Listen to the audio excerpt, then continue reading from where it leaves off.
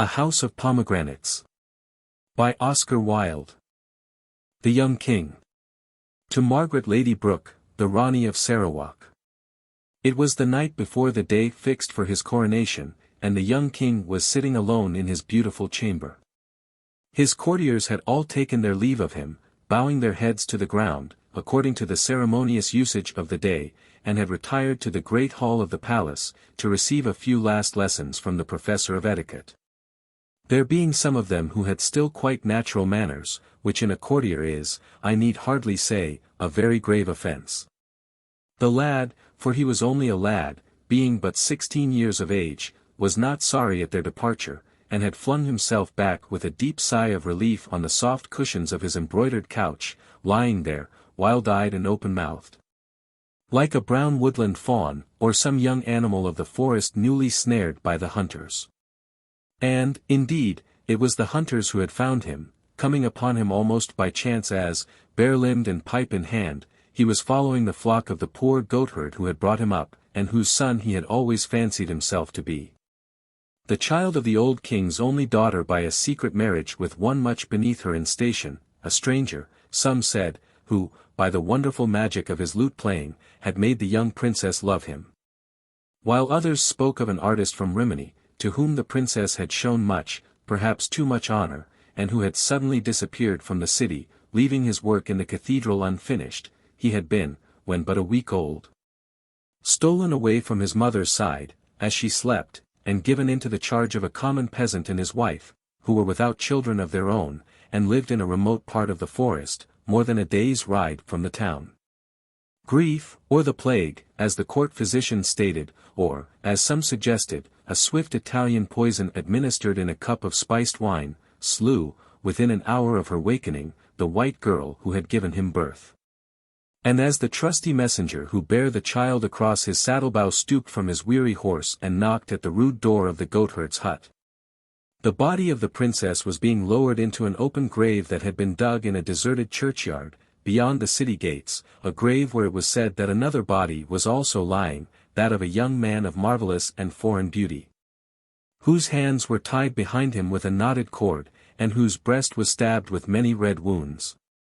Such, at least, was the story that men whispered to each other. Certain it was that the old king, when on his deathbed, whether moved by remorse for his great sin, or merely desiring that the kingdom should not pass away from his line, had had the lad sent for, and, in the presence of the council, had acknowledged him as his heir. And it seems that from the very first moment of his recognition he had shown signs of that strange passion for beauty that was destined to have so great an influence over his life. Those who accompanied him to the suite of rooms set apart for his service, often spoke of the cry of pleasure that broke from his lips when he saw the delicate raiment and rich jewels that had been prepared for him, and of the almost fierce joy with which he flung aside his rough leathern tunic and coarse sheepskin cloak. He missed, indeed, at times the fine freedom of his forest life, and was always apt to chafe at the tedious court ceremonies that occupied so much of each day, but the wonderful palace, joyeuse, as they called it, of which he now found himself lord, seemed to him to be a new world fresh fashioned for his delight. And as soon as he could escape from the council board or audience chamber, he would run down the great staircase, with its lions of gilt bronze and its steps of bright porphyry, and wander from room to room, and from corridor to corridor, like one who was seeking to find in beauty an anodyne from pain, a sort of restoration from sickness. Upon these journeys of discovery, as he would call them, and, indeed, they were to him real voyages through a marvelous land, he would sometimes be accompanied by the slim, fair-haired court pages, with their floating mantles and gay fluttering ribbons. But more often he would be alone, feeling through a certain quick instinct, which was almost a divination, that the secrets of art are best learned in secret, and that beauty, like wisdom, loves the lonely worshipper. Many curious stories were related about him at this period.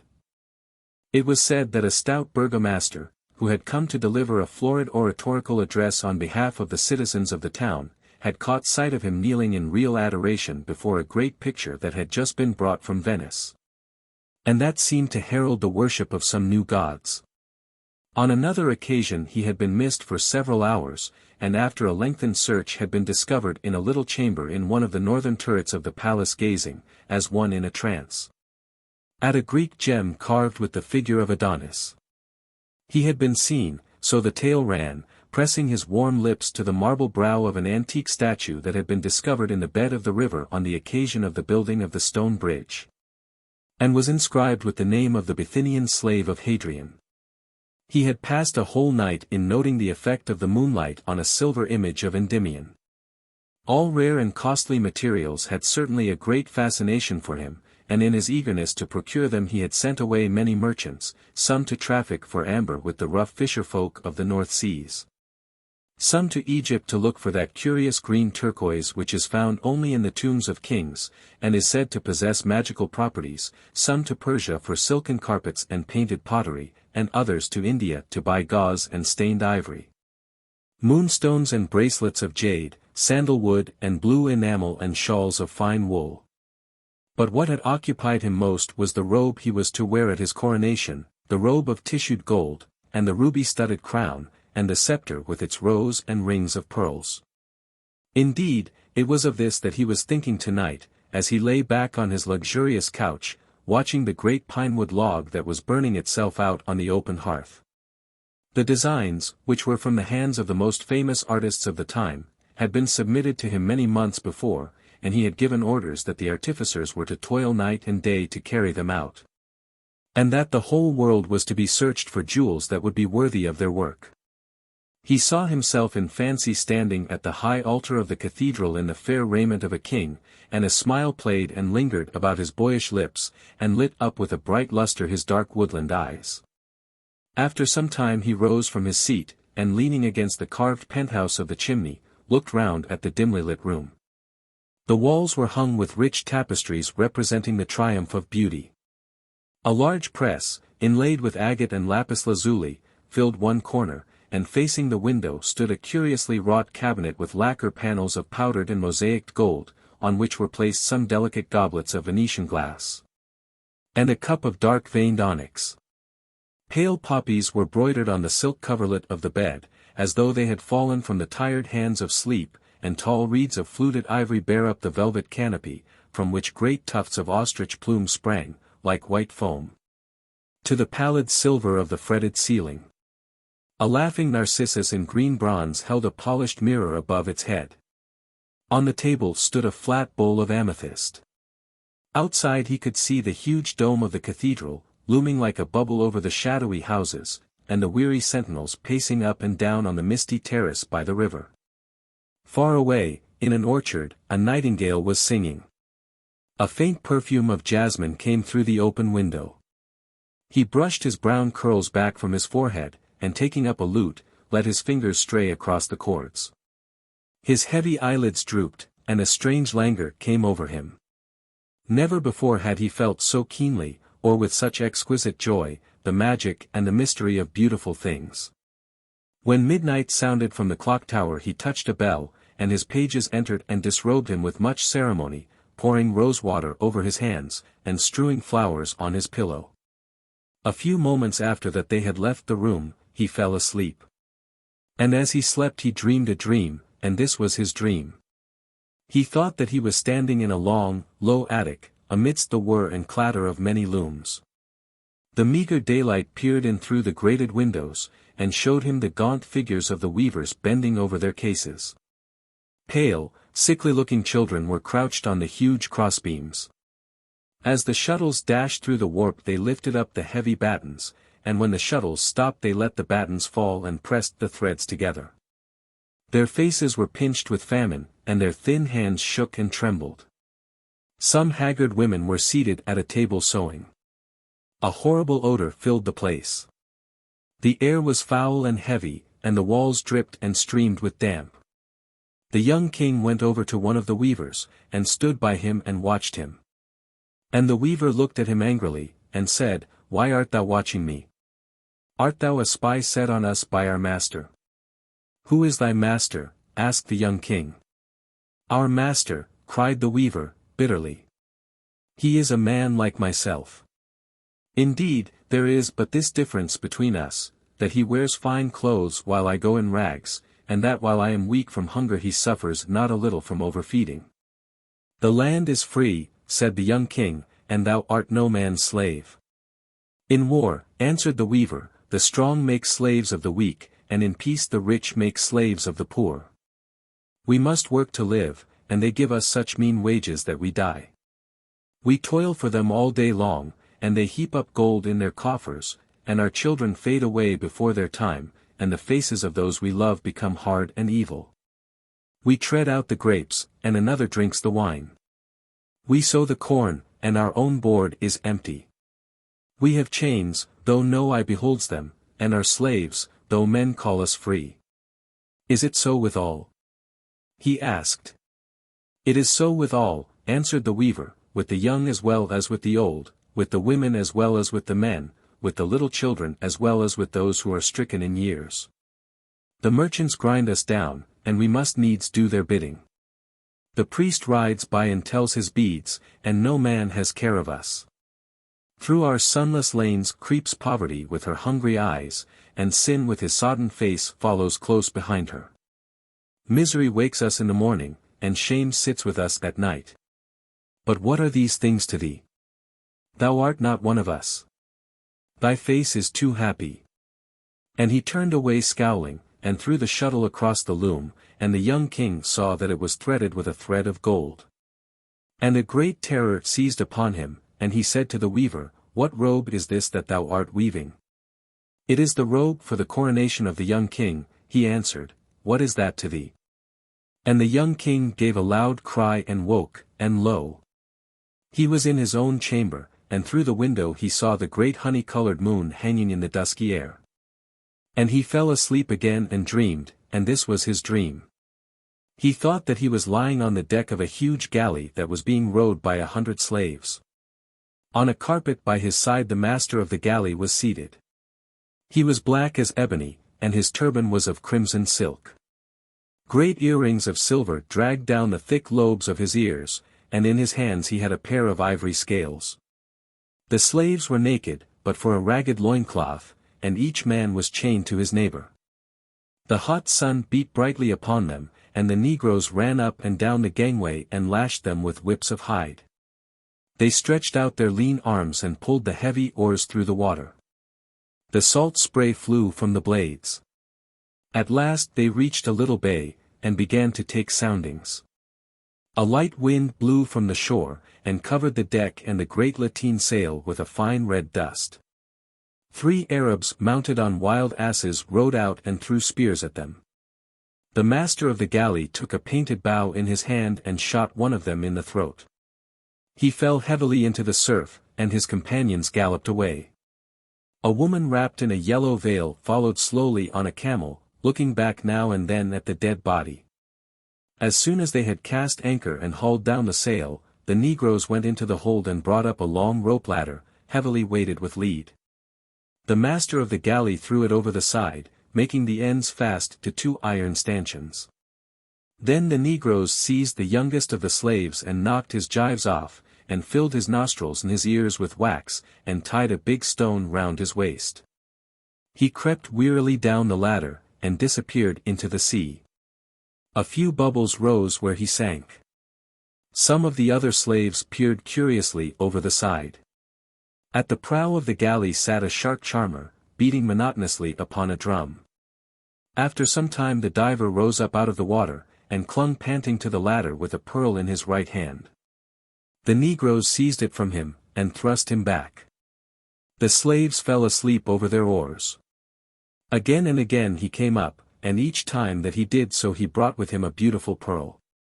The master of the galley weighed them, and put them into a little bag of green leather. The young king tried to speak, but his tongue seemed to cleave to the roof of his mouth, and his lips refused to move.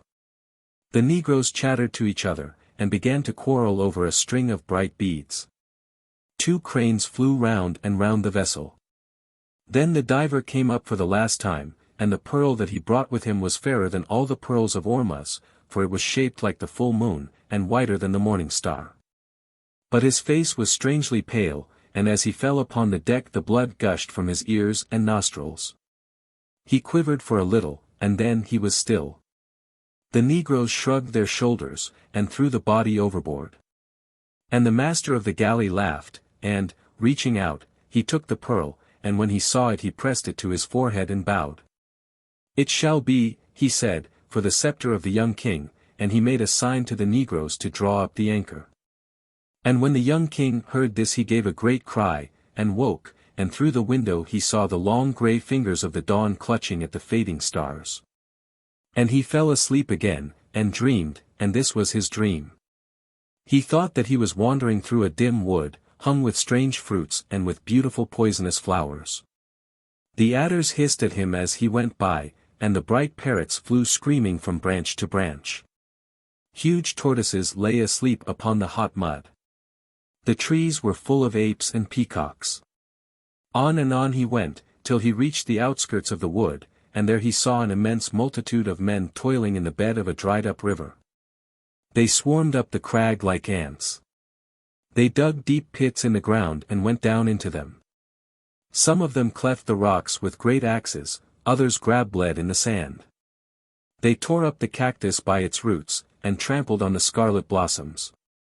They hurried about, calling to each other, and no man was idle. From the darkness of a cavern Death and Avarice watched them, and Death said, "I am weary, give me a third of them and let me go." But Avarice shook her head. "They are my servants," she answered. And Death said to her, "What hast thou in thy hand?" "I have 3 grains of corn," she answered. "What is that to thee?" "Give me one of them," cried Death, "to plant in my garden." "Only one of them, and I will go away." "I will not give thee anything," said Avarice, and she hid her hand in the fold of her raiment. And Death laughed, and took a cup, and dipped it into a pool of water, and out of the cup rose ague. She passed through the great multitude, and a third of them lay dead. A cold mist followed her, and the water snakes ran by her side. And when Avarice saw that a third of the multitude was dead she beat her breast and wept. She beat her barren bosom, and cried aloud. "Thou hast slain a third of my servants," she cried, "get thee gone. There is war in the mountains of Tartary, and the kings of each side are calling to thee. The Afghans have slain the black ox, and are marching to battle. They have beaten upon their shields with their spears, and have put on their helmets of iron. What is my valley to thee, that thou shouldst tarry in it? Get thee gone, and come here no more."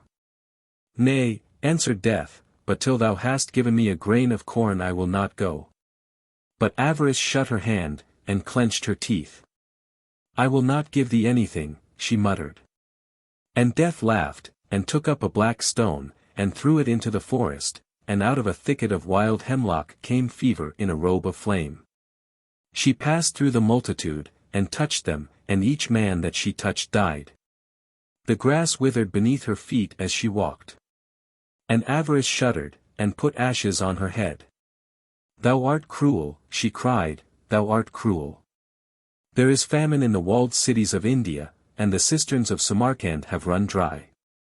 There is famine in the walled cities of Egypt, and the locusts have come up from the desert. The Nile has not overflowed its banks, and the priests have cursed Isis and Osiris. Get thee gone to those who need thee, and leave me my servants." "Nay," answered Death, "but till thou hast given me a grain of corn I will not go." "I will not give thee anything," said Avarice. And Death laughed again, and he whistled through his fingers, and a woman came flying through the air. Plague was written upon her forehead, and a crowd of lean vultures wheeled round her. She covered the valley with her wings, and no man was left alive. And Avarice fled shrieking through the forest, and Death leaped upon his red horse and galloped away, and his galloping was faster than the wind. And out of the slime at the bottom of the valley crept dragons and horrible things with scales, and the jackals came trotting along the sand, sniffing up the air with their nostrils. And the young king wept, and said, "Who were these men, and for what were they seeking?" "For rubies for a king's crown," answered one who stood behind him. And the young king started, and, turning round, he saw a man habited as a pilgrim and holding in his hand a mirror of silver. And he grew pale, and said, "For what king?" And the pilgrim answered, Look in this mirror, and thou shalt see him. And he looked in the mirror, and, seeing his own face, he gave a great cry and woke, and the bright sunlight was streaming into the room, and from the trees of the garden and pleasaunce the birds were singing. And the chamberlain and the high officers of state came in and made obeisance to him, and the pages brought him the robe of tissued gold, and set the crown and the scepter before him. And the young king looked at them, and they were beautiful. More beautiful were they than aught that he had ever seen. But he remembered his dreams, and he said to his lords, Take these things away, for I will not wear them. And the courtiers were amazed, and some of them laughed, for they thought that he was jesting. But he spake sternly to them again, and said, Take these things away, and hide them from me. Though it be the day of my coronation, I will not wear them. For on the loom of sorrow, and by the white hands of pain, has this my robe been woven. There is blood in the heart of the ruby, and death in the heart of the pearl. And he told them his 3 dreams. And when the courtiers heard them they looked at each other and whispered, saying, Surely he is mad, for what is a dream but a dream, and a vision but a vision? They are not real things that one should heed them. And what have we to do with the lives of those who toil for us? Shall a man not eat bread till he has seen the sower, nor drink wine till he has talked with the vinedresser? And the chamberlain spake to the young king, and said, My lord, I pray thee set aside these black thoughts of thine, and put on this fair robe, and set this crown upon thy head. For how shall the people know that thou art a king, if thou hast not a king's raiment? And the young king looked at him. Is it so, indeed, he questioned. Will they not know me for a king if I have not a king's raiment? They will not know thee, my lord, cried the chamberlain. I had thought that there had been men who were king-like, he answered, but it may be as thou sayest. And yet I will not wear this robe, nor will I be crowned with this crown, but even as I came to the palace so will I go forth from it. And he bade them all leave him, save one page whom he kept as his companion, a lad a year younger than himself. Him he kept for his service, and when he had bathed himself in clear water, he opened a great painted chest. And from it he took the leathern tunic and rough sheepskin cloak that he had worn when he had watched on the hillside the shaggy goats of the goatherd. These he put on, and in his hand he took his rude shepherd's staff. And the little page opened his big blue eyes in wonder, and said smiling to him, My lord, I see thy robe and thy scepter, but where is thy crown? And the young king plucked a spray of wild briar that was climbing over the balcony, and bent it, and made a circlet of it, and set it on his own head. This shall he my crown, he answered. And thus attired he passed out of his chamber into the great hall, where the nobles were waiting for him. And the nobles made merry, and some of them cried out to him, My lord, the people wait for their king, and thou showest them a beggar, and others were wroth and said, He brings shame upon our state, and is unworthy to be our master. But he answered them not a word, but passed on, and went down the bright porphyry staircase, and out through the gates of bronze, and mounted upon his horse, and rode towards the cathedral, the little page running beside him. And the people laughed and said, It is the king's fool who is riding by, and they mocked him. And he drew rein and said, Nay, but I am the king. And he told them his 3 dreams. And a man came out of the crowd and spake bitterly to him, and said, Sir, knowest thou not that out of the luxury of the rich cometh the life of the poor? By your pomp we are nurtured, and your vices give us bread. To toil for a hard master is bitter, but to have no master to toil for is more bitter still. Thinkest thou that the ravens will feed us? And what cure hast thou for these things? Wilt thou say to the buyer, Thou shalt buy for so much, and to the seller, Thou shalt sell at this price? I trow not. Therefore go back to thy palace and put on thy purple and fine linen. What hast thou to do with us, and what we suffer? Are not the rich and the poor brothers? Asked the young king. Aye, answered the man, and the name of the rich brother is Cain. And the young king's eyes filled with tears, and he rode on through the murmurs of the people, and the little page grew afraid and left him. And when he reached the great portal of the cathedral, the soldiers thrust their halberts out and said, What dost thou seek here? None enters by this door but the king. And his face flushed with anger, and he said to them, I am the king, and waved their halberds aside and passed in. And when the old bishop saw him coming in his goatherd's dress, he rose up in wonder from his throne, and went to meet him, and said to him, My son, is this a king's apparel? And with what crown shall I crown thee, and what scepter shall I place in thy hand? Surely this should be to thee a day of joy, and not a day of abasement. Shall joy wear what grief has fashioned? Said the young king. And he told him his 3 dreams. And when the bishop had heard them he knit his brows, and said, My son, I am an old man, and in the winter of my days, and I know that many evil things are done in the wide world.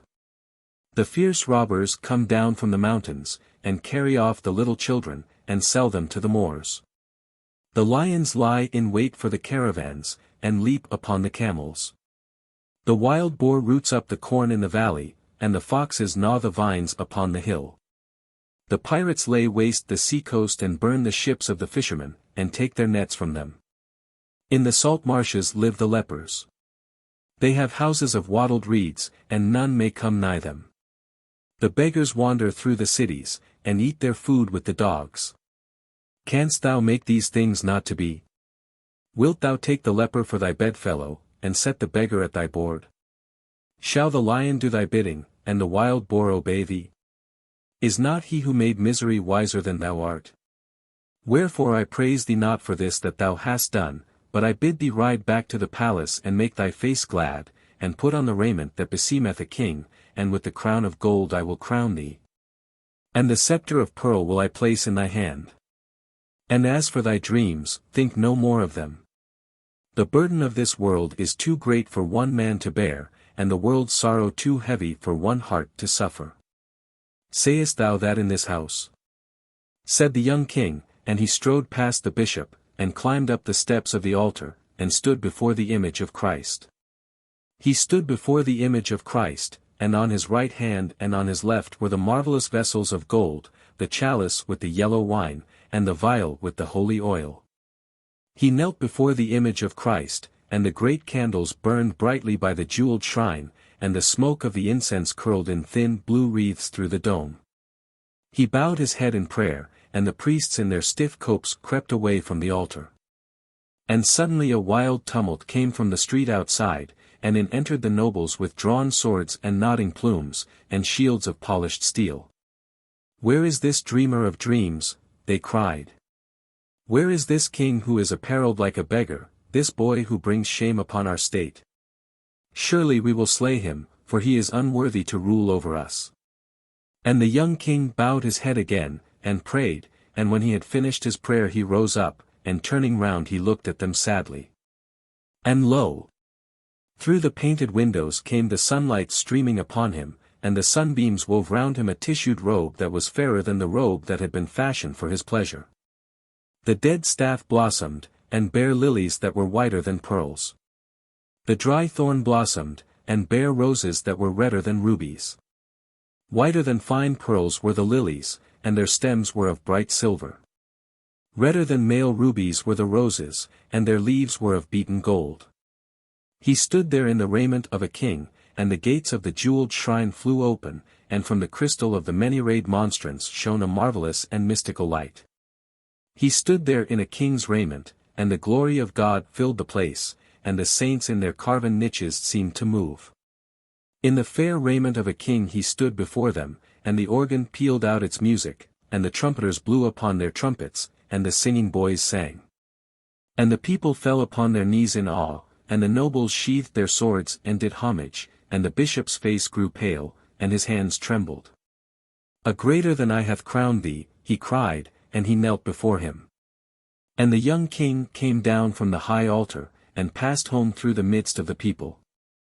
But no man dared look upon his face, for it was like the face of an angel. How do you find this book? Any thoughts about the book or the author? Any suggestion for improvement? Please take a moment to share your thoughts in a comment. If you like it, share it with your friends who might enjoy it as well. Subscribe to keep in touch. Visit CompleteAudiobooks.com for more quality content. The Birthday of the Infanta. To Mrs. William H. Grenfell of Taplow Court, Lady Desborough. It was the birthday of the Infanta. She was just 12 years of age, and the sun was shining brightly in the gardens of the palace. Although she was a real princess and the Infanta of Spain, she had only one birthday every year, just like the children of quite poor people. So it was naturally a matter of great importance to the whole country that she should have a really fine day for the occasion. And a really fine day it certainly was. The tall striped tulips stood straight up upon their stalks, like long rows of soldiers, and looked defiantly across the grass at the roses, and said, "We are quite as splendid as you are now." The purple butterflies fluttered about with gold dust on their wings, visiting each flower in turn. The little lizards crept out of the crevices of the wall, and lay basking in the white glare. And the pomegranates split and cracked with the heat, and showed their bleeding red hearts. Even the pale yellow lemons, that hung in such profusion from the mouldering trellis and along the dim arcades, seemed to have caught a richer color from the wonderful sunlight.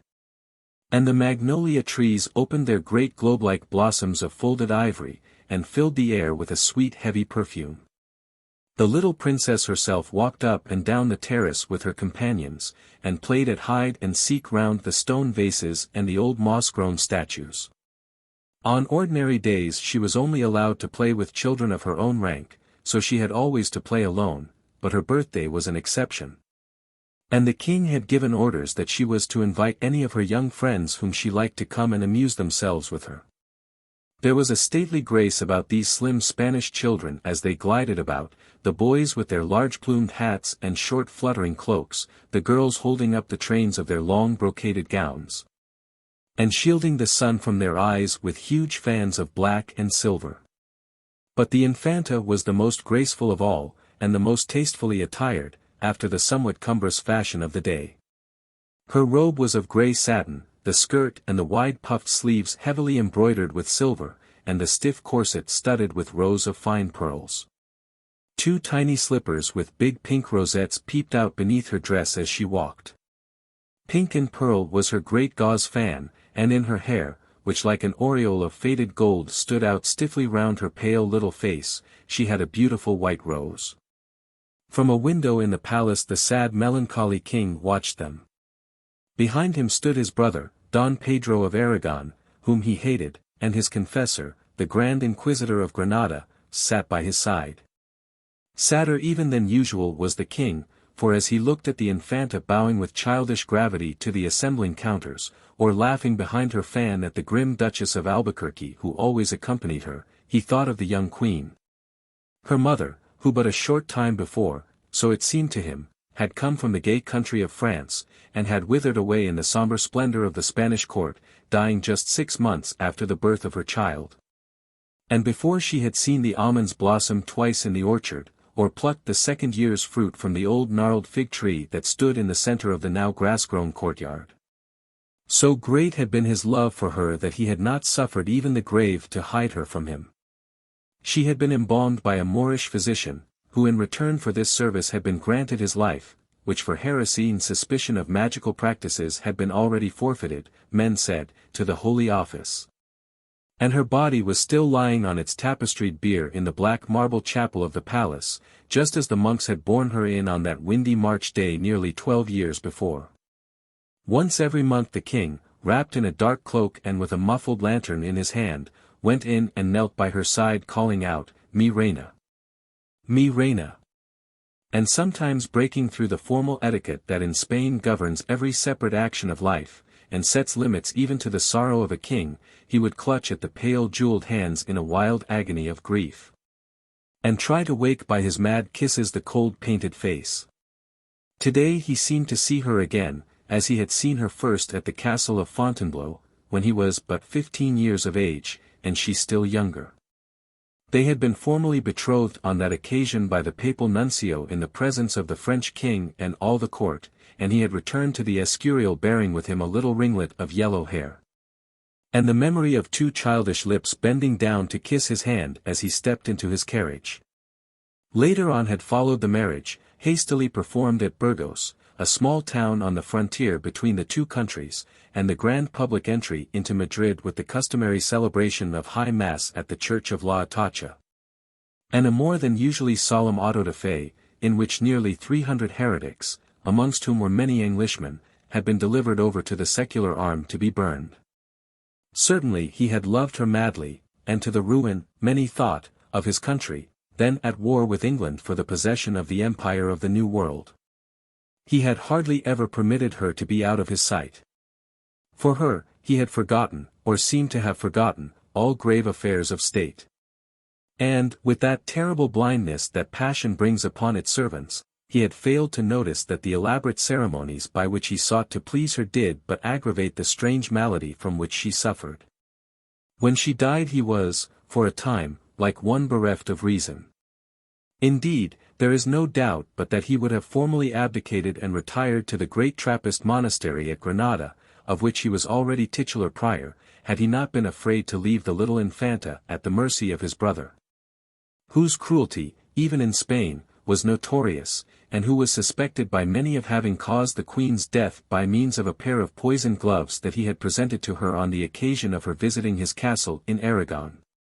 Even after the expiration of the 3 years of public mourning that he had ordained throughout his whole dominions by royal edict, he would never suffer his ministers to speak about any new alliance, and when the emperor himself sent to him and offered him the hand of the lovely Archduchess of Bohemia, his niece, in marriage, he bade the ambassadors tell their master that the King of Spain was already wedded to sorrow, and that though she was but a barren bride he loved her better than beauty. An answer that cost his crown the rich provinces of the Netherlands, which soon after, at the emperor's instigation, revolted against him under the leadership of some fanatics of the Reformed Church. His whole married life, with its fierce, fiery-colored joys and the terrible agony of its sudden ending, seemed to come back to him today as he watched the Infanta playing on the terrace. She had all the Queen's pretty petulance of manner, the same wilful way of tossing her head, the same proud curved beautiful mouth, the same wonderful smile, vraie sourire de France indeed, as she glanced up now and then at the window, or stretched out her little hand for the stately Spanish gentleman to kiss. But the shrill laughter of the children grated on his ears, and the bright pitiless sunlight mocked his sorrow, and a dull odor of strange spices such as embalmers use, seemed to taint, or was it fancy, the clear morning air. He buried his face in his hands, and when the Infanta looked up again the curtains had been drawn, and the king had retired. She made a little moue of disappointment, and shrugged her shoulders. Surely he might have stayed with her on her birthday. What did the stupid state affairs matter? Or had he gone to that gloomy chapel, where the candles were always burning, and where she was never allowed to enter? How silly of him, when the sun was shining so brightly, and everybody was so happy. Besides, he would miss the sham bullfight for which the trumpet was already sounding, to say nothing of the puppet show and the other wonderful things. Her uncle and the Grand Inquisitor were much more sensible. They had come out on the terrace, and paid her nice compliments. So she tossed her pretty head, and taking Don Pedro by the hand, she walked slowly down the steps towards a long pavilion of purple silk that had been erected at the end of the garden, the other children following in strict order of precedence, those who had the longest names going first. A procession of noble boys, fantastically dressed as toreadors, came out to meet her, and the young Count of Tierra Nueva, a wonderfully handsome lad of about 14 years of age, uncovering his head with all the grace of a born hidalgo and grandee of Spain, led her solemnly into a little gilt and ivory chair that was placed on a raised dais above the arena. The children grouped themselves all round, fluttering their big fans and whispering to each other, and Don Pedro and the Grand Inquisitor stood laughing at the entrance.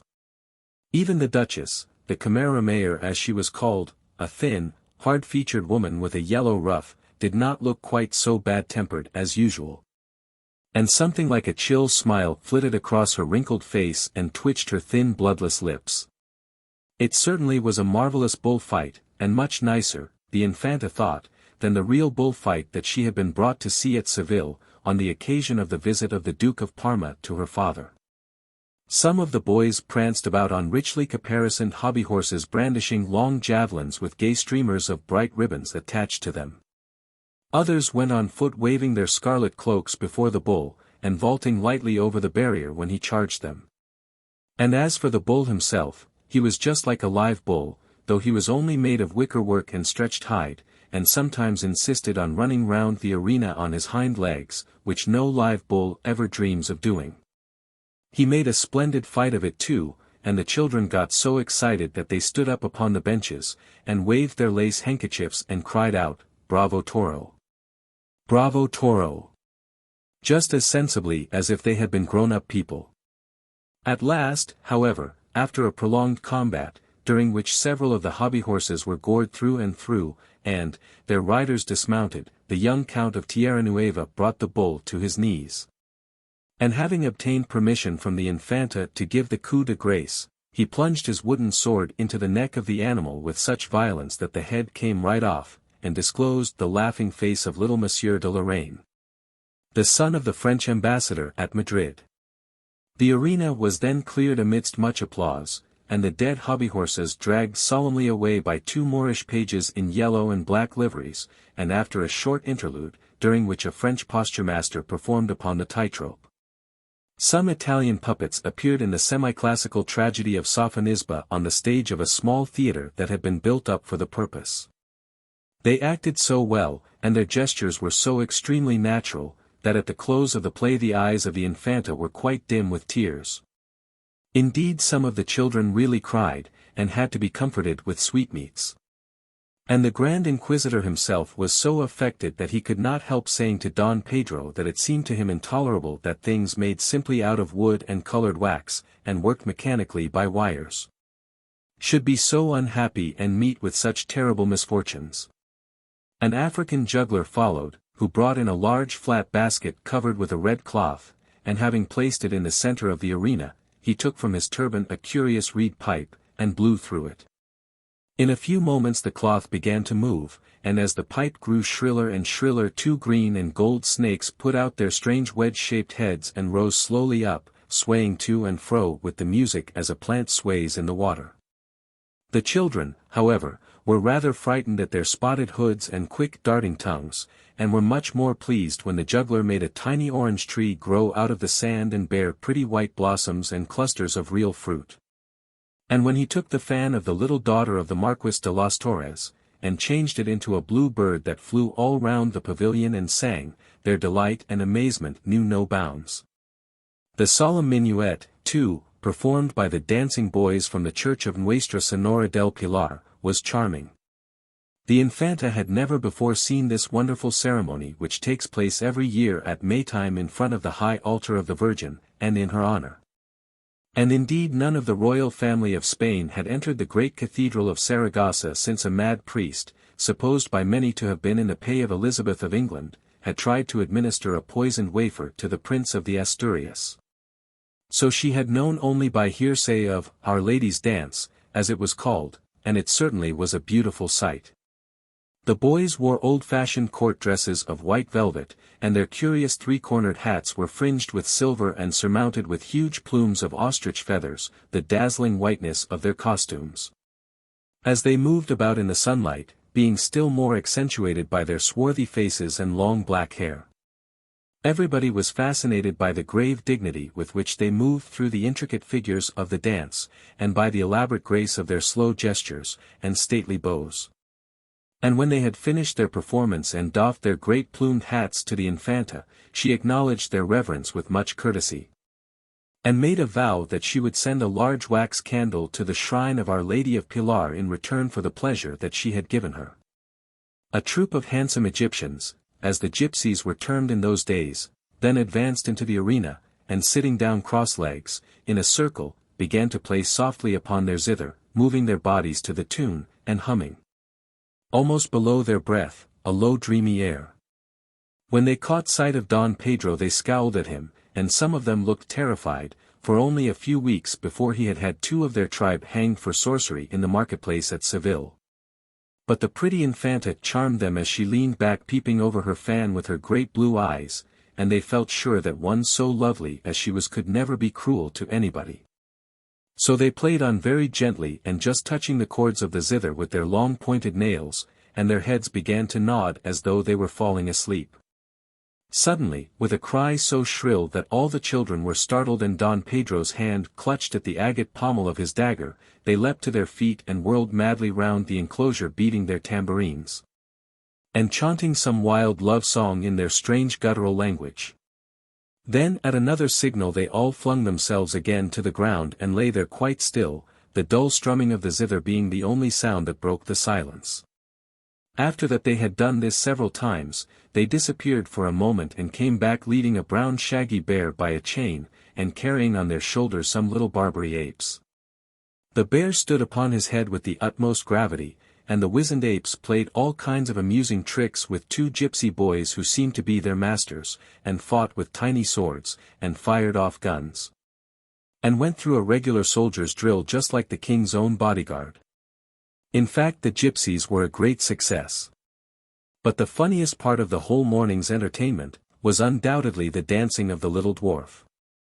When he stumbled into the arena, waddling on his crooked legs and wagging his huge misshapen head from side to side, the children went off into a loud shout of delight. And the Infanta herself laughed so much that the Camarera was obliged to remind her that although there were many precedents in Spain for a king's daughter weeping before her equals, there were none for a princess of the blood royal making so merry before those who were her inferiors in birth. The dwarf, however, was really quite irresistible, and even at the Spanish court, always noted for its cultivated passion for the horrible, so fantastic a little monster had never been seen. It was his first appearance, too. He had been discovered only the day before, running wild through the forest, by two of the nobles who happened to have been hunting in a remote part of the great cork wood that surrounded the town, and had been carried off by them to the palace as a surprise for the Infanta. His father, who was a poor charcoal burner, being but too well pleased to get rid of so ugly and useless a child. Perhaps the most amusing thing about him was his complete unconsciousness of his own grotesque appearance. Indeed, he seemed quite happy and full of the highest spirits. When the children laughed, he laughed as freely and as joyously as any of them, and at the close of each dance he made them each the funniest of bows, smiling and nodding at them just as if he was really one of themselves, and not a little misshapen thing that nature, in some humorous mood, had fashioned for others to mock at. As for the Infanta, she absolutely fascinated him. He could not keep his eyes off her, and seemed to dance for her alone, and when at the close of the performance, remembering how she had seen the great ladies of the court throw bouquets to Caffarelli, the famous Italian treble, whom the Pope had sent from his own chapel to Madrid that he might cure the king's melancholy by the sweetness of his voice, she took out of her hair the beautiful white rose, and partly for a jest and partly to tease the Camarera, threw it to him across the arena with her sweetest smile. He took the whole matter quite seriously, and pressing the flower to his rough coarse lips he put his hand upon his heart, and sank on one knee before her, grinning from ear to ear, and with his little bright eyes sparkling with pleasure. This so upset the gravity of the Infanta that she kept on laughing long after the little dwarf had ran out of the arena, and expressed a desire to her uncle that the dance should be immediately repeated. The Camarera, however, on the plea that the sun was too hot, decided that it would be better that her highness should return without delay to the palace, where a wonderful feast had been already prepared for her, including a real birthday cake with her own initials worked all over it in painted sugar and a lovely silver flag waving from the top. The Infanta accordingly rose up with much dignity, and having given orders that the little dwarf was to dance again for her after the hour of siesta, and conveyed her thanks to the young Count of Tierranueva for his charming reception, she went back to her apartments, the children following in the same order in which they had entered. Now when the little dwarf heard that he was to dance a second time before the Infanta, and by her own express command, he was so proud that he ran out into the garden, kissing the white rose in an absurd ecstasy of pleasure, and making the most uncouth and clumsy gestures of delight. The flowers were quite indignant at his daring to intrude into their beautiful home, and when they saw him capering up and down the walks, and waving his arms above his head in such a ridiculous manner, They could not restrain their feelings any longer. "He is really far too ugly to be allowed to play in any place where we are," cried the tulips. "He should drink poppy juice, and go to sleep for 1,000 years, said the great scarlet lilies, and they grew quite hot and angry. "He is a perfect horror," screamed the cactus. "Why, he is twisted and stumpy, and his head is completely out of proportion with his legs. Really he makes me feel prickly all over, and if he comes near me I will sting him with my thorns. And he has actually got one of my best blooms," exclaimed the white rose tree. "I gave it to the Infanta this morning myself, as a birthday present, and he has stolen it from her." And she called out, "Thief, thief, thief," at the top of her voice. Even the red geraniums, who did not usually give themselves airs, and were known to have a great many poor relations themselves, curled up in disgust when they saw him. And when the violets meekly remarked that though he was certainly extremely plain, still he could not help it, they retorted with a good deal of justice that that was his chief defect. And that there was no reason why one should admire a person because he was incurable. And, indeed, some of the violets themselves felt that the ugliness of the little dwarf was almost ostentatious, and that he would have shown much better taste if he had looked sad, or at least pensive, instead of jumping about merrily, and throwing himself into such grotesque and silly attitudes. As for the old sundial, who was an extremely remarkable individual, and had once told the time of day to no less a person than the Emperor Charles V. himself, he was so taken aback by the little dwarf's appearance, that he almost forgot to mark 2 whole minutes with his long shadowy finger, and could not help saying to the great milk-white peacock, who was sunning herself on the balustrade, that every one knew that the children of kings were kings, and that the children of charcoal burners were charcoal burners, and that it was absurd to pretend that it wasn't so. A statement with which the peacock entirely agreed, and indeed screamed out, "Certainly, certainly," in such a loud, harsh voice, that the goldfish who lived in the basin of the cool splashing fountain put their heads out of the water, and asked the huge stone tritons what on earth was the matter. But somehow the birds liked him.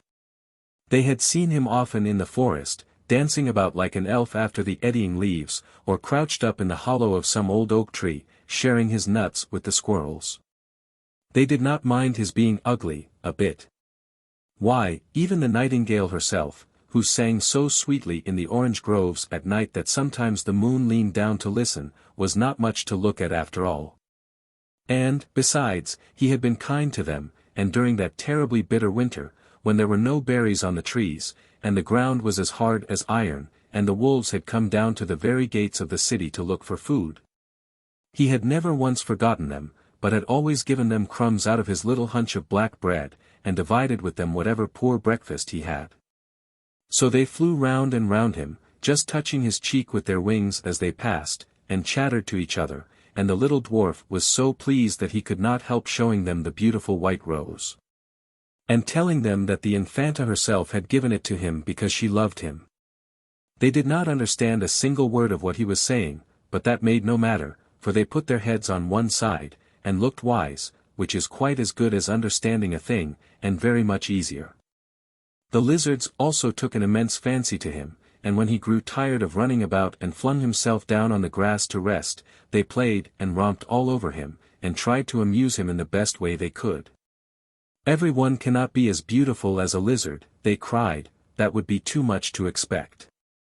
And, though it sounds absurd to say so, he is really not so ugly after all, provided, of course, that one shuts one's eyes, and does not look at him." The lizards were extremely philosophical by nature, and often sat thinking for hours and hours together, when there was nothing else to do, or when the weather was too rainy for them to go out.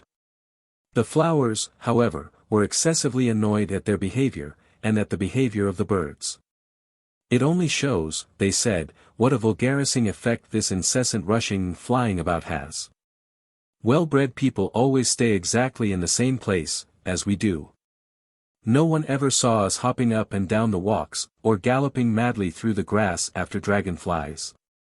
When we do want change of air, we send for the gardener, and he carries us to another bed. This is dignified, and as it should be. But birds and lizards have no sense of repose, and indeed birds have not even a permanent address. They are mere vagrants like the gypsies, and should be treated in exactly the same manner. So they put their noses in the air, and looked very haughty, and were quite delighted when after some time they saw the little dwarf scramble up from the grass, and make his way across the terrace to the palace. He should certainly be kept indoors for the rest of his natural life, they said. Look at his hunched back, and his crooked legs, and they began to titter. But the little dwarf knew nothing of all this. He liked the birds and the lizards immensely, and thought that the flowers were the most marvelous things in the whole world, except of course the Infanta, but then she had given him the beautiful white rose, and she loved him. And that made a great difference. How he wished that he had gone back with her. She would have put him on her right hand, and smiled at him, and he would have never left her side, but would have made her his playmate, and taught her all kinds of delightful tricks. For though he had never been in a palace before, he knew a great many wonderful things. He could make little cages out of rushes for the grasshoppers to sing in, and fashion the long jointed bamboo into the pipe that Pan loves to hear. He knew the cry of every bird, and could call the starlings from the tree-top, or the heron from the mere. He knew the trail of every animal, and could track the hare by its delicate footprints, and the boar by the trampled leaves. All the wild dances he knew, the mad dance in red raiment with the autumn, the light dance in blue sandals over the corn, the dance with white snow wreaths in winter, and the blossom dance through the orchards in spring. He knew where the wood pigeons built their nests, and once when a fowler had snared the parent birds, he had brought up the young ones himself, and had built a little dovecot for them in the cleft of a pollard elm. They were quite tame, and used to feed out of his hands every morning. She would like them, and the rabbits that scurried about in the long fern, and the jays with their steely feathers and black bills, and the hedgehogs that could curl themselves up into prickly balls. And the great wise tortoises that crawled slowly about, shaking their heads and nibbling at the young leaves. Yes, she must certainly come to the forest and play with him. He would give her his own little bed, and would watch outside the window till dawn, to see that the wild horned cattle did not harm her, nor the gaunt wolves creep too near the hut. And at dawn he would tap at the shutters and wake her, and they would go out and dance together all the day long. It was really not a bit lonely in the forest. Sometimes a bishop rode through on his white mule, reading out of a painted book. Sometimes in their green velvet caps, and their jerkins of tanned deerskin, the falconers passed by, with hooded hawks on their wrists. At vintage time came the grape treaders, with purple hands and feet, wreathed with glossy ivy and carrying dripping skins of wine. And the charcoal burners sat round their huge braziers at night, watching the dry logs charring slowly in the fire, and roasting chestnuts in the ashes, and the robbers came out of their caves and made merry with them. Once, too, he had seen a beautiful procession winding up the long dusty road to Toledo. The monks went in front singing sweetly, and carrying bright banners and crosses of gold, and then, in silver armor, with matchlocks and pikes, came the soldiers, and in their midst walked 3 barefooted men. In strange yellow dresses painted all over with wonderful figures, and carrying lighted candles in their hands. Certainly there was a great deal to look at in the forest, and when she was tired he would find a soft bank of moss for her, or carry her in his arms, for he was very strong, though he knew that he was not tall. He would make her a necklace of red bryony berries, that would be quite as pretty as the white berries that she wore on her dress, and when she was tired of them, she could throw them away, and he would find her others. He would bring her acorn cups and dew-drenched anemones, and tiny glowworms to be stars in the pale gold of her hair. But where was she? He asked the white rose, and it made him no answer. The whole palace seemed asleep, and even where the shutters had not been closed, heavy curtains had been drawn across the windows to keep out the glare. He wandered all round looking for some place through which he might gain an entrance, and at last he caught sight of a little private door that was lying open. He slipped through, and found himself in a splendid hall, far more splendid, he feared, than the forest. There was so much more gilding everywhere, and even the floor was made of great colored stones, fitted together into a sort of geometrical pattern. But the little Infanta was not there, only some wonderful white statues that looked down on him from their jasper pedestals, with sad blank eyes and strangely smiling lips. At the end of the hall hung a richly embroidered curtain of black velvet, powdered with suns and stars, the king's favorite devices, and broidered on the color he loved best. Perhaps she was hiding behind that. He would try at any rate. So he stole quietly across, and drew it aside. No, there was only another room, though a prettier room, he thought, than the one he had just left. The walls were hung with a many-figured green arras of needle-wrought tapestry representing a hunt, the work of some Flemish artists who had spent more than 7 years in its composition. It had once been the chamber of Jean Le Fou, as he was called, that mad king who was so enamored of the chase, that he had often tried in his delirium to mount the huge rearing horses, and to drag down the stag on which the great hounds were leaping, sounding his hunting horn, and stabbing with his dagger at the pale flying deer. It was now used as the council room, and on the center table were lying the red portfolios of the ministers, stamped with the gold tulips of Spain, and with the arms and emblems of the House of Habsburg.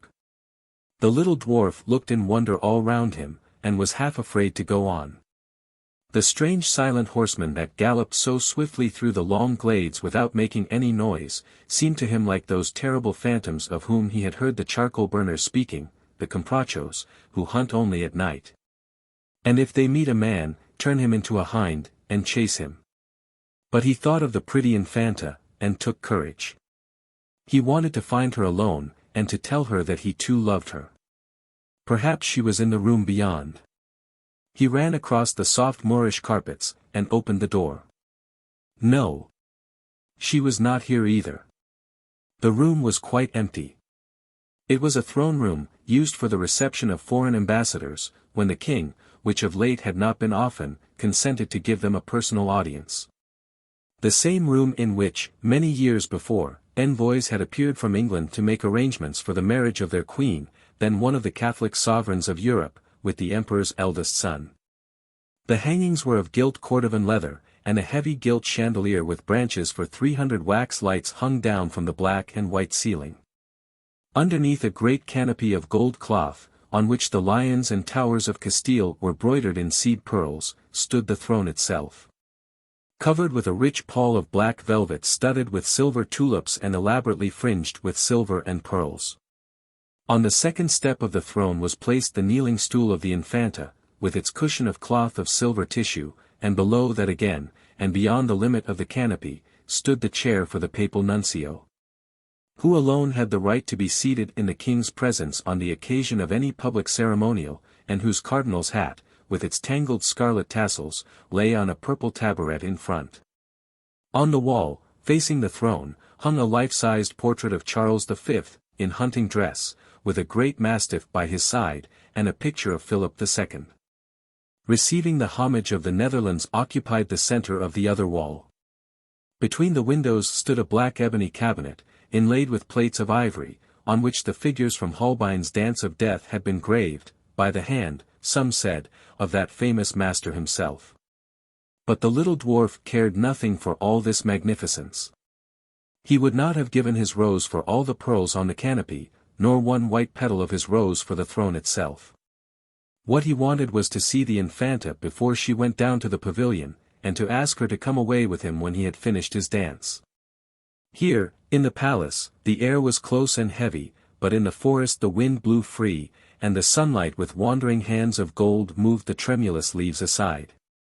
There were flowers, too, in the forest, not so splendid, perhaps, as the flowers in the garden, but more sweetly scented for all that, hyacinths in early spring that flooded with waving purple the cool glens, and grassy knolls.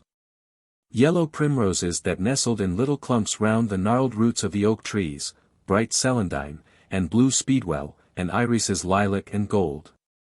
There were grey catkins on the hazels, and the foxgloves drooped with the weight of their dappled bee-haunted cells. The chestnut had its spires of white stars, and the hawthorn its pallid moons of beauty. Yes, surely she would come if he could only find her. She would come with him to the fair forest, and all day long he would dance for her delight. A smile lit up his eyes at the thought, and he passed into the next room. Of all the rooms this was the brightest and the most beautiful. The walls were covered with a pink-flowered Lucca damask, patterned with birds and dotted with dainty blossoms of silver. The furniture was of massive silver, festooned with florid wreaths, and swinging cupids. In front of the two large fireplaces stood great screens broidered with parrots and peacocks, and the floor, which was of sea-green onyx, seemed to stretch far away into the distance. Nor was he alone. Standing under the shadow of the doorway, at the extreme end of the room, he saw a little figure watching him. His heart trembled, a cry of joy broke from his lips, and he moved out into the sunlight. As he did so, the figure moved out also, and he saw it plainly. The Infanta. It was a monster, the most grotesque monster he had ever beheld. Not properly shaped, as all other people were, but hunchbacked, and crooked-limbed, with huge lolling head and mane of black hair. The little dwarf frowned, and the monster frowned also. He laughed, and it laughed with him, and held its hands to its sides, just as he himself was doing. He made it a mocking bow, and it returned him a low reverence. He went towards it, and it came to meet him, copying each step that he made, and stopping when he stopped himself.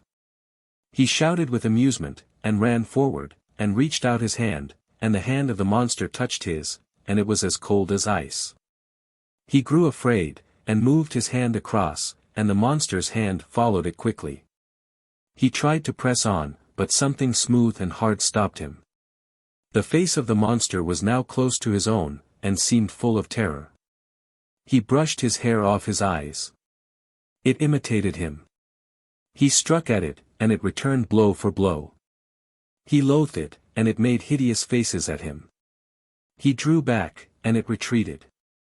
What is it? He thought for a moment, and looked round at the rest of the room. It was strange, but everything seemed to have its double in this invisible wall of clear water. Yes, picture for picture was repeated, and couch for couch. The sleeping fawn that lay in the alcove by the doorway had its twin brother that slumbered, and the silver Venus that stood in the sunlight held out her arms to a Venus as lovely as herself. Was it Echo? He had called to her once in the valley, and she had answered him word for word. Could she mock the eye, as she mocked the voice? Could she make a mimic world just like the real world? Could the shadows of things have color and life and movement? Could it be that? He started, and taking from his breast the beautiful white rose, he turned round, and kissed it. The monster had a rose of its own, petal for petal the same. It kissed it with like kisses, and pressed it to its heart with horrible gestures. When the truth dawned upon him, he gave a wild cry of despair, and fell sobbing to the ground. So it was he who was misshapen and hunchbacked, foul to look at and grotesque. He himself was the monster, and it was at him that all the children had been laughing, and the little princess who he had thought loved him, she too had been merely mocking at his ugliness, and making merry over his twisted limbs. Why had they not left him in the forest, where there was no mirror to tell him how loathsome he was? Why had his father not killed him, rather than sell him to his shame? The hot tears poured down his cheeks, and he tore the white rose to pieces. The sprawling monster did the same, and scattered the faint petals in the air. It grovelled on the ground, and, when he looked at it, it watched him with a face drawn with pain. He crept away, lest he should see it, and covered his eyes with his hands. He crawled, like some wounded thing, into the shadow, and lay there moaning. And at that moment the Infanta herself came in with her companions through the open window, and when they saw the ugly little dwarf lying on the ground and beating the floor with his clenched hands, in the most fantastic and exaggerated manner, they went off into shouts of happy laughter, and stood all round him and watched him. His dancing was funny, said the Infanta, but his acting is funnier still. Indeed, he is almost as good as the puppets, only of course not quite so natural. And she fluttered her big fan, and applauded. But the little dwarf never looked up, and his sobs grew fainter and fainter, and suddenly he gave a curious gasp, and clutched his side. And then he fell back again, and lay quite still. That is capital, said the Infanta, after a pause. But now you must dance for me. Yes, cried all the children, you must get up and dance, for you are as clever as the Barbary apes, and much more ridiculous. But the little dwarf made no answer. And the Infanta stamped her foot, and called out to her uncle, who was walking on the terrace with the chamberlain, reading some dispatches that had just arrived from Mexico, where the Holy Office had recently been established. My funny little dwarf is sulking, she cried, you must wake him up, and tell him to dance for me. They smiled at each other, and sauntered in, and Don Pedro stooped down, and slapped the dwarf on the cheek with his embroidered glove. You must dance, he said, petit monsignor. You must dance. The Infanta of Spain and the Indies wishes to be amused. But the little dwarf never moved. A whipping master should be sent for, said Don Pedro wearily, and he went back to the terrace. But the chamberlain looked grave, and he knelt beside the little dwarf, and put his hand upon his heart. And after a few moments he shrugged his shoulders, and rose up, and having made a low bow to the Infanta, he said, Mi bella princessa, your funny little dwarf will never dance again. It is a pity, for he is so ugly that he might have made the king smile. But why will he not dance again? Asked the Infanta, laughing. Because his heart is broken, answered the chamberlain. And the Infanta frowned, and her dainty rose-leaf lips curled in pretty disdain. For the future let those who come to play with me have no hearts, she cried, and she ran out into the garden. The Fisherman and His Soul. To Hsh Alice, Princess of Monaco. Every evening the young fisherman went out upon the sea, and threw his nets into the water. When the wind blew from the land he caught nothing, or but little at best, for it was a bitter and black-winged wind, and rough waves rose up to meet it. But when the wind blew to the shore, the fish came in from the deep, and swam into the meshes of his nets, and he took them to the marketplace and sold them. Every evening he went out upon the sea, and one evening the net was so heavy that hardly could he draw it into the boat. And he laughed, and said to himself, surely I have caught all the fish that swim, or snared some dull monster that will be a marvel to men, or some thing of horror that the great queen will desire, and putting forth all his strength. He tugged at the coarse ropes till, like lines of blue enamel round a vase of bronze, the long veins rose up on his arms. He tugged at the thin ropes, and nearer came the circle of flat corks, and the net rose at last to the top of the water. But no fish at all was in it, nor any monster or thing of horror, but only a little mermaid lying fast asleep. Her hair was as a wet fleece of gold, and each separate hair as a thread of fine gold in a cup of glass. Her body was as white ivory, and her tail was of silver and pearl. Silver and pearl was her tail, and the green weeds of the sea coiled round it, and like seashells were her ears, and her lips were like sea coral. The cold waves dashed over her cold breasts, and the salt glistened upon her eyelids. So beautiful was she that when the young fisherman saw her he was filled with wonder, and he put out his hand and drew the net close to him, and leaning over the side he clasped her in his arms. And when he touched her, she gave a cry like a startled seagull, and woke, and looked at him in terror with her mauve amethyst eyes, and struggled that she might escape. But he held her tightly to him, and would not suffer her to depart. And when she saw that she could in no way escape from him, she began to weep, and said, I pray thee let me go, for I am the only daughter of a king, and my father is aged and alone.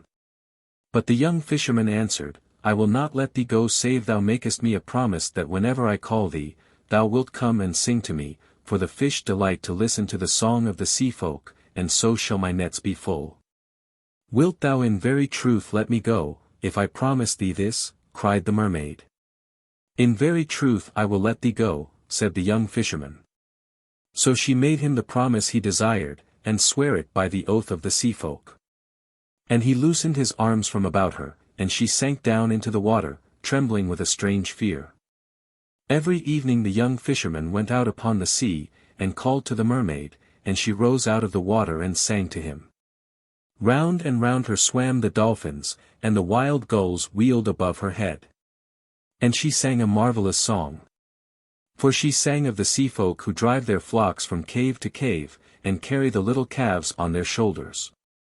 Of the tritons who have long green beards, and hairy breasts, and blow through twisted conchs when the king passes by, of the palace of the king which is all of amber, with a roof of clear emerald, and a pavement of bright pearl. And of the gardens of the sea where the great filigrane fans of coral wave all day long, and the fish dart about like silver birds, and the anemones cling to the rocks, and the pinks burgeon in the ribbed yellow sand. She sang of the big whales that come down from the North Seas and have sharp icicles hanging to their fins. Of the sirens who tell of such wonderful things that the merchants have to stop their ears with wax lest they should hear them, and leap into the water and be drowned. Of the sunken galleys with their tall masts, and the frozen sailors clinging to the rigging, and the mackerel swimming in and out of the open portholes. Of the little barnacles who are great travelers, and cling to the keels of the ships and go round and round the world. And of the cuttlefish who live in the sides of the cliffs and stretch out their long black arms, and can make night come when they will it. She sang of the nautilus who has a boat of her own that is carved out of an opal and steered with a silken sail, of the happy mermen who play upon harps and can charm the great kraken to sleep. Of the little children who catch hold of the slippery porpoises and ride laughing upon their backs, of the mermaids who lie in the white foam and hold out their arms to the mariners. And of the sea lions with their curved tusks, and the sea horses with their floating manes. And as she sang, all the tunny fish came in from the deep to listen to her, and the young fisherman threw his nets round them and caught them, and others he took with a spear. And when his boat was well laden, the mermaid would sink down into the sea, smiling at him. Yet would she never come near him that he might touch her. Oftentimes he called to her and prayed of her, but she would not. And when he sought to seize her she dived into the water as a seal might dive, nor did he see her again that day. And each day the sound of her voice became sweeter to his ears. So sweet was her voice that he forgot his nets and his cunning, and had no care of his craft. Vermilion-finned and with eyes of bossy gold, the tunnies went by in shoals, but he heeded them not. His spear lay by his side unused, and his baskets of plaited osier were empty. With lips parted, and eyes dim with wonder, he sat idle in his boat and listening till the sea mists crept round him, and the wandering moon stained his brown limbs with silver. And one evening he called to her, and said, little mermaid, I love thee. Take me for thy bridegroom, for I love thee. But the mermaid shook her head. Thou hast a human soul, she answered. If only thou wouldst send away thy soul, then could I love thee. And the young fisherman said to himself, of what use is my soul to me? I cannot see it. I may not touch it. I do not know it. Surely I will send it away from me, and much gladness shall be mine. And a cry of joy broke from his lips, and standing up in the painted boat, he held out his arms to the mermaid. I will send my soul away, he cried, and you shall be my bride, and I will be thy bridegroom, and in the depth of the sea we will dwell together, and all that thou hast sung of thou shalt show me, and all that thou desirest I will do. Nor shall our lives be divided. And the little mermaid laughed for pleasure and hid her face in her hands. But how shall I send my soul from me? Cried the young fisherman. Tell me how I may do it, and lo! It shall be done. Alas! I know not, said the little mermaid, the sea folk have no souls. And she sank down into the deep, looking wistfully at him. Now early on the next morning, before the sun was the span of a man's hand above the hill, the young fisherman went to the house of the priest and knocked 3 times at the door. The novice looked out through the wicket, and when he saw who it was, he drew back the latch and said to him, Enter. And the young fisherman passed in, and knelt down on the sweet-smelling rushes of the floor, and cried to the priest who was reading out of the holy book and said to him, Father, I am in love with one of the sea folk. And my soul hindereth me from having my desire. Tell me how I can send my soul away from me, for in truth I have no need of it. Of what value is my soul to me? I cannot see it. I may not touch it. I do not know it. And the priest beat his breast, and answered, Alack, alack, thou art mad, or hast eaten of some poisonous herb, for the soul is the noblest part of man, and was given to us by God that we should nobly use it. There is no thing more precious than a human soul, nor any earthly thing that can be weighed with it. It is worth all the gold that is in the world, and is more precious than the rubies of the kings. Therefore, my son, think not any more of this matter, for it is a sin that may not be forgiven. And as for the sea folk, they are lost, and they who would traffic with them are lost also. They are as the beasts of the field that know not good from evil, and for them the Lord has not died. The young fisherman's eyes filled with tears when he heard the bitter words of the priest, and he rose up from his knees and said to him, Father, the fawns live in the forest and are glad. And on the rocks sit the mermen with their harps of red gold. Let me be as they are, I beseech thee, for their days are as the days of flowers. And as for my soul, what doth my soul profit me, if it stand between me and the thing that I love? The love of the body is vile, cried the priest, knitting his brows, and vile and evil are the pagan things God suffers to wander through his world. Accursed be the fawns of the woodland, and accursed be the singers of the sea. I have heard them at night time, and they have sought to lure me from my beads. They tap at the window, and laugh. They whisper into my ears the tale of their perilous joys. They tempt me with temptations, and when I would pray they make mouths at me. They are lost, I tell thee, they are lost. For them there is no heaven nor hell, and in neither shall they praise God's name. Father, cried the young fisherman, thou knowest not what thou sayest. Once in my net I snared the daughter of a king. She is fairer than the morning star, and whiter than the moon. For her body I would give my soul, and for her love I would surrender heaven. Tell me what I ask of thee, and let me go in peace. Away! Away! Cried the priest, thy leman is lost, and thou shalt be lost with her. And he gave him no blessing, but drove him from his door. And the young fisherman went down into the marketplace, and he walked slowly, and with bowed head, as one who is in sorrow. And when the merchants saw him coming, they began to whisper to each other, and one of them came forth to meet him, and called him by name, and said to him, What hast thou to sell? I will sell thee my soul, he answered.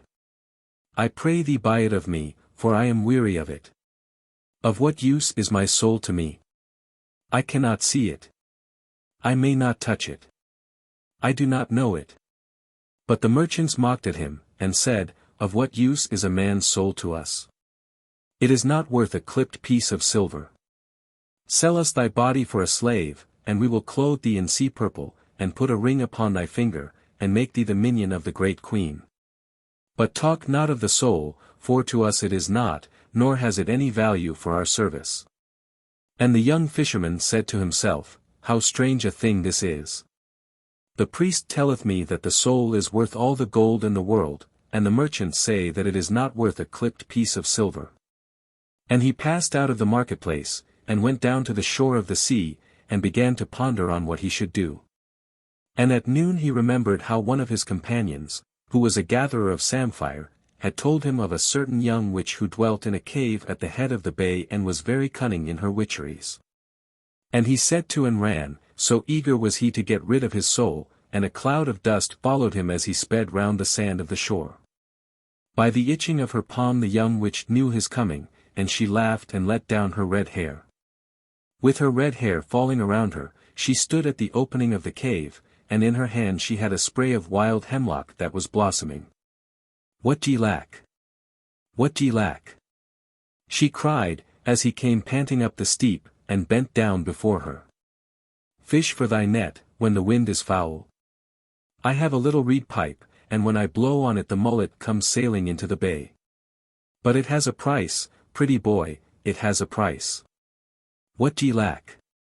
What d'ye lack? A storm to wreck the ships, and wash the chests of rich treasure ashore.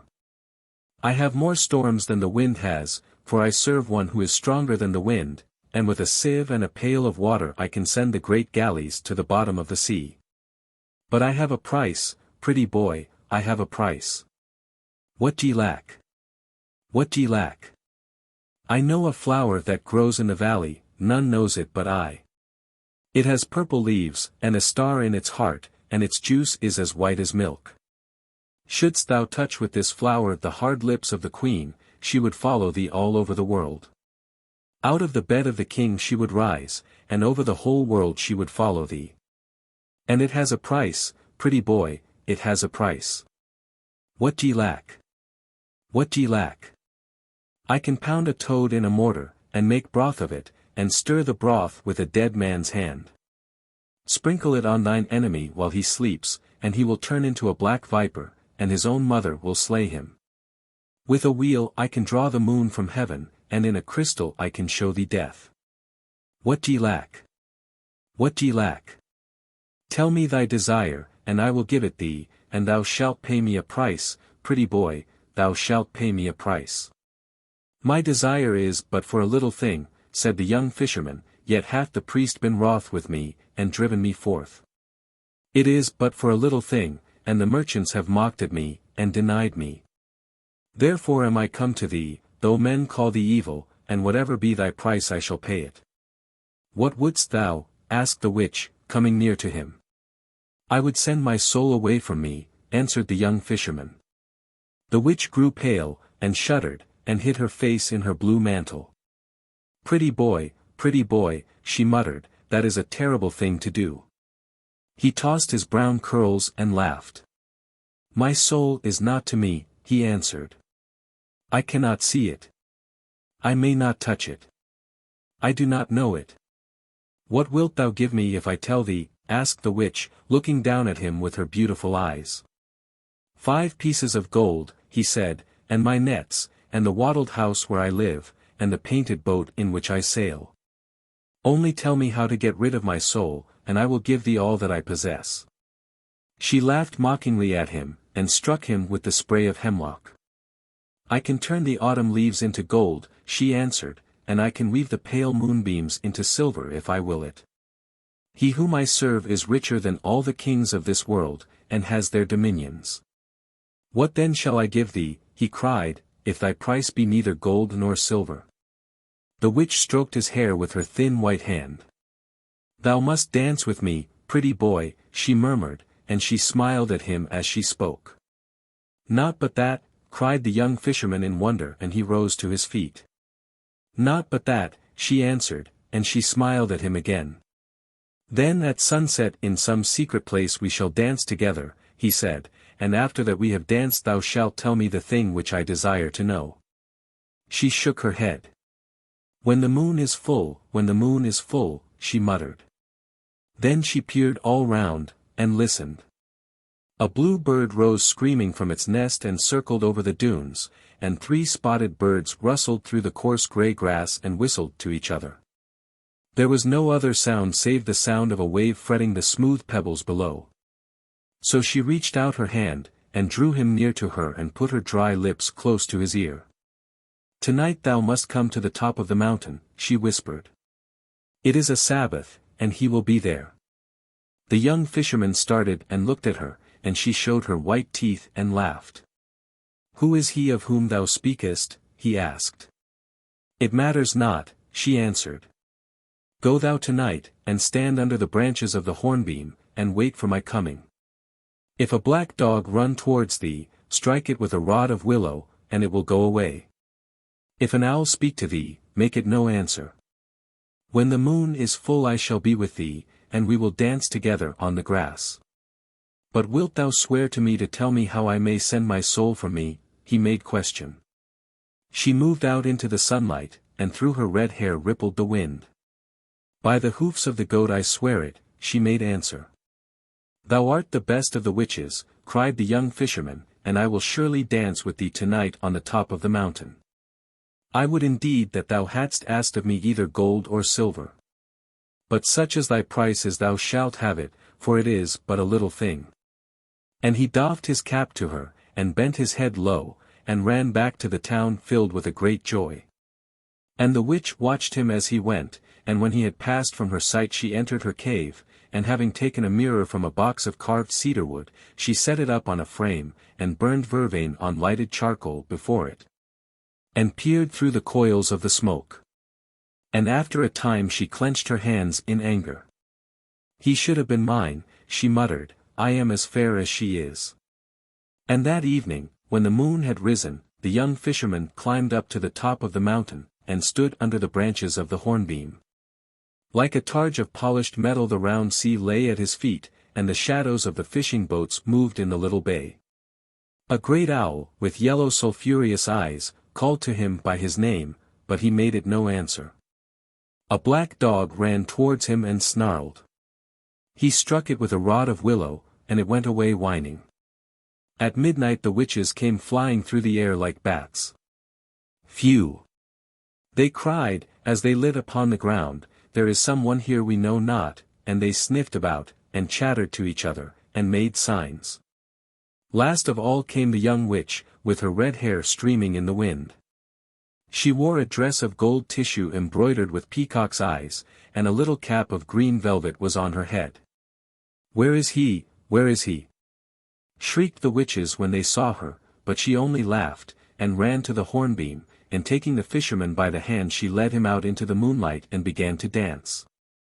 Round and round they whirled, and the young witch jumped so high that he could see the scarlet heels of her shoes.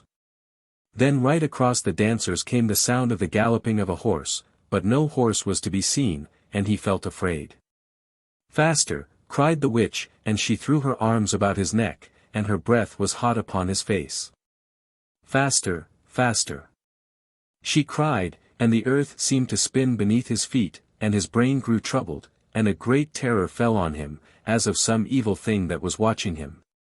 And at last he became aware that under the shadow of a rock there was a figure that had not been there before. It was a man dressed in a suit of black velvet, cut in the Spanish fashion. His face was strangely pale, but his lips were like a proud red flower. He seemed weary, and was leaning back toying in a listless manner with the pommel of his dagger. On the grass beside him lay a plumed hat, and a pair of riding gloves gauntlet with gilt lace, and sewn with seed pearls wrought into a curious device. A short cloak lined with sables hung from his shoulder, and his delicate white hands were gemmed with rings. Heavy eyelids drooped over his eyes. The young fisherman watched him, as one snared in a spell. At last their eyes met, and wherever he danced it seemed to him that the eyes of the man were upon him. He heard the witch laugh, and caught her by the waist, and whirled her madly round and round. Suddenly a dog bayed in the wood, and the dancers stopped, and going up two by two, knelt down, and kissed the man's hands. As they did so, a little smile touched his proud lips, as a bird's wing touches the water and makes it laugh. But there was disdain in it. He kept looking at the young fisherman. "Come. Let us worship," whispered the witch, and she led him up, and a great desire to do as she besought him seized on him, and he followed her. But when he came close, and without knowing why he did it, he made on his breast the sign of the cross, and called upon the holy name. No sooner had he done so than the witches screamed like hawks and flew away, and the pallid face that had been watching him twitched with a spasm of pain. The man went over to a little wood, and whistled. A jennet with silver trappings came running to meet him.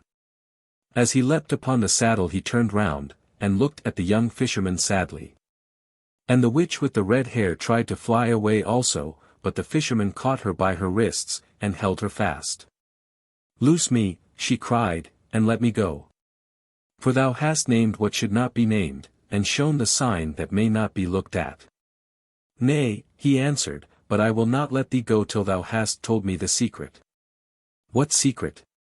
said the witch, wrestling with him like a wild cat, and biting her foam-flecked lips. "Thou knowest," he made answer. Her grass-green eyes grew dim with tears, and she said to the fisherman, "Ask me anything but that." He laughed, and held her all the more tightly. And when she saw that she could not free herself, she whispered to him, "Surely I am as fair as the daughters of the sea, and as comely as those that dwell in the blue waters," and she fawned on him and put her face close to his. But he thrust her back frowning, and said to her, "If thou keepest not the promise that thou madest to me I will slay thee for a false witch." She grew grey as a blossom of the Judas tree, and shuddered. "Be it so," she muttered. "It is thy soul and not mine. Do with it as thou wilt." And she took from her girdle a little knife that had a handle of green viper's skin, and gave it to him. "What shall this serve me?" he asked of her, wondering. She was silent for a few moments, and a look of terror came over her face. Then she brushed her hair back from her forehead, and smiling strangely she said to him, "What men call the shadow of the body is not the shadow of the body, but is the body of the soul. Stand on the seashore with thy back to the moon, and cut away from around thy feet thy shadow, which is thy soul's body, and bid thy soul leave thee, and it will do so." The young fisherman trembled. "Is this true?" he murmured. "It is true, and I would that I had not told thee of it," she cried, and she clung to his knees weeping. He put her from him and left her in the rank grass, and going to the edge of the mountain he placed the knife in his belt and began to climb down. And his soul that was within him called out to him and said, "Lo! I have dwelt with thee for all these years, and have been thy servant. Send me not away from thee now, for what evil have I done thee?" And the young fisherman laughed. "Thou hast done me no evil, but I have no need of thee," he answered. "The world is wide, and there is heaven also, and hell, and that dim twilight house that lies between. Go wherever thou wilt, but trouble me not, for my love is calling to me." And his soul besought him piteously, but he heeded it not, but leapt from crag to crag, being sure-footed as a wild goat, and at last he reached the level ground and the yellow shore of the sea. Bronze-limbed and well-knit, like a statue wrought by a Grecian, he stood on the sand with his back to the moon, and out of the foam came white arms that beckoned to him, and out of the waves rose dim forms that did him homage. Before him lay his shadow, which was the body of his soul, and behind him hung the moon in the honey-colored air. And his soul said to him, "If indeed thou must drive me from thee, send me not forth without a heart. The world is cruel, give me thy heart to take with me." He tossed his head and smiled. "With what should I love my love if I gave thee my heart?" he cried. "Nay, but be merciful," said his soul, "give me thy heart, for the world is very cruel, and I am afraid." "My heart is my love's," he answered, "therefore tarry not, but get thee gone."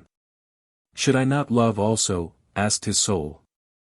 "Get thee gone, for I have no need of thee," cried the young fisherman, and he took the little knife with its handle of green viper's skin, and cut away his shadow from around his feet, and it rose up and stood before him, and looked at him.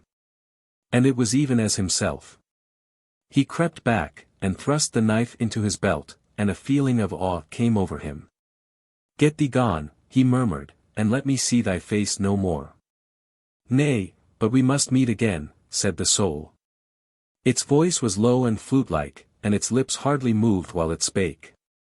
"How shall we meet?" cried the young fisherman. "Thou wilt not follow me into the depths of the sea.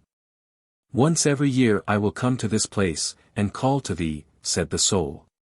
"It may be that thou wilt have need of me." "What need should I have of thee?"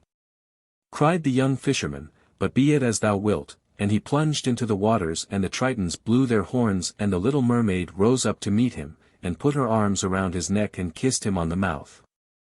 And the soul stood on the lonely beach and watched them. And when they had sunk down into the sea, it went weeping away over the marshes. And after a year was over the soul came down to the shore of the sea and called to the young fisherman, and he rose out of the deep, and said, "Why dost thou call to me?" And the soul answered, "Come nearer, that I may speak with thee, for I have seen marvelous things." So he came nearer, and couched in the shallow water, and leaned his head upon his hand and listened. And the soul said to him, "When I left thee I turned my face to the east and journeyed. From the east cometh everything that is wise. 6 days I journeyed, and on the morning of the 7th day I came to a hill that is in the country of the Tartars. I sat down under the shade of a tamarisk tree to shelter myself from the sun. The land was dry and burnt up with the heat. The people went to and fro over the plain like flies crawling upon a disk of polished copper. When it was noon a cloud of red dust rose up from the flat rim of the land. When the Tartars saw it, they strung their painted bows, and having leapt upon their little horses they galloped to meet it. The women fled screaming to the wagons, and hid themselves behind the felt curtains. At twilight the Tartars returned, but 5 of them were missing, and of those that came back not a few had been wounded. They harnessed their horses to the wagons and drove hastily away. 3 jackals came out of a cave and peered after them. Then they sniffed up the air with their nostrils, and trotted off in the opposite direction. When the moon rose I saw a campfire burning on the plain, and went towards it. A company of merchants were seated round it on carpets. Their camels were picketed behind them, and the negroes who were their servants were pitching tents of tanned skin upon the sand, and making a high wall of the prickly pear. As I came near them, the chief of the merchants rose up and drew his sword, and asked me my business. I answered that I was a prince in my own land, and that I had escaped from the Tartars, who had sought to make me their slave. The chief smiled, and showed me 5 heads fixed upon long reeds of bamboo. Then he asked me who was the prophet of God, and I answered him Muhammad. When he heard the name of the false prophet, he bowed and took me by the hand, and placed me by his side. A negro brought me some mare's milk in a wooden dish, and a piece of lamb's flesh roasted. At daybreak we started on our journey. I rode on a red-haired camel by the side of the chief, and a runner ran before us carrying a spear. The men of war were on either hand, and the mules followed with the merchandise. There were 40 camels in the caravan, and the mules were twice 40 in number. We went from the country of the Tartars into the country of those who cursed the moon. We saw the griffins guarding their gold on the white rocks, and the scaled dragons sleeping in their caves. As we passed over the mountains we held our breath lest the snows might fall on us, and each man tied a veil of gauze before his eyes. As we passed through the valleys the pygmies shot arrows at us from the hollows of the trees, and at night time we heard the wild men beating on their drums. When we came to the Tower of Apes we set fruits before them, and they did not harm us. When we came to the Tower of Serpents we gave them warm milk in howls of brass, and they let us go by. 3 times in our journey we came to the banks of the Oxus. We crossed it on rafts of wood with great bladders of blown hide. The river horses raged against us and sought to slay us. When the camels saw them they trembled. The kings of each city levied tolls on us, but would not suffer us to enter their gates. They threw us bread over the walls, little maize cakes baked in honey and cakes of fine flour filled with dates. For every 100 baskets we gave them a bead of amber. When the dwellers in the villages saw us coming, they poisoned the wells and fled to the hill summits. We fought with the Magadi who are born old, and grow younger and younger every year, and die when they are little children. And with the Lactroi who say that they are the sons of tigers, and paint themselves yellow and black. And with the Orants who bury their dead on the tops of trees, and themselves live in dark caverns lest the sun, who is their god, should slay them. And with the Crinians who worship a crocodile, and give it earrings of green glass, and feed it with butter and fresh fowls, and with the Agazonbi, who are dog-faced, and with the Sibans, who have horses' feet, and run more swiftly than horses. 1/3 of our company died in battle, and 1/3 died of want. The rest murmured against me, and said that I had brought them an evil fortune. I took a horned adder from beneath a stone and let it sting me. When they saw that I did not sicken they grew afraid. In the 4th month we reached the city of Ilil. It was night time when we came to the grove that is outside the walls, and the air was sultry, for the moon was traveling in Scorpion. We took the ripe pomegranates from the trees, and brake them, and drank their sweet juices. Then we lay down on our carpets, and waited for the dawn. And at dawn we rose and knocked at the gate of the city. It was wrought out of red bronze, and carved with sea dragons and dragons that have wings. The guards looked down from the battlements and asked us our business. The interpreter of the caravan answered that we had come from the island of Syria with much merchandise. They took hostages, and told us that they would open the gate to us at noon, and bade us tarry till then. When it was noon they opened the gate, and as we entered and the people came crowding out of the houses to look at us, and a crier went round the city crying through a shell. We stood in the marketplace, and the negroes uncorded the bales of figured cloths and opened the carved chests of sycamore. And when they had ended their task, the merchants set forth their strange wares, the waxed linen from Egypt and the painted linen from the country of the Ethiops, the purple sponges from Tyre and the blue hangings from Sidon. The cups of cold amber and the fine vessels of glass and the curious vessels of burnt clay. From the roof of a house a company of women watched us. One of them wore a mask of gilded leather. And on the first day the priests came and bartered with us, and on the second day came the nobles, and on the third day came the craftsmen and the slaves. And this is their custom with all merchants as long as they tarry in the city. And we tarried for a moon, and when the moon was waning, I wearied and wandered away through the streets of the city and came to the garden of its god. The priests in their yellow robes moved silently through the green trees, and on a pavement of black marble stood the rose-red house in which the god had his dwelling. Its doors were of powdered lacquer, and bulls and peacocks were wrought on them in raised and polished gold. The tilted roof was of sea-green porcelain, and the jutting eaves were festooned with little bells. When the white doves flew past, they struck the bells with their wings and made them tinkle. In front of the temple was a pool of clear water paved with veined onyx.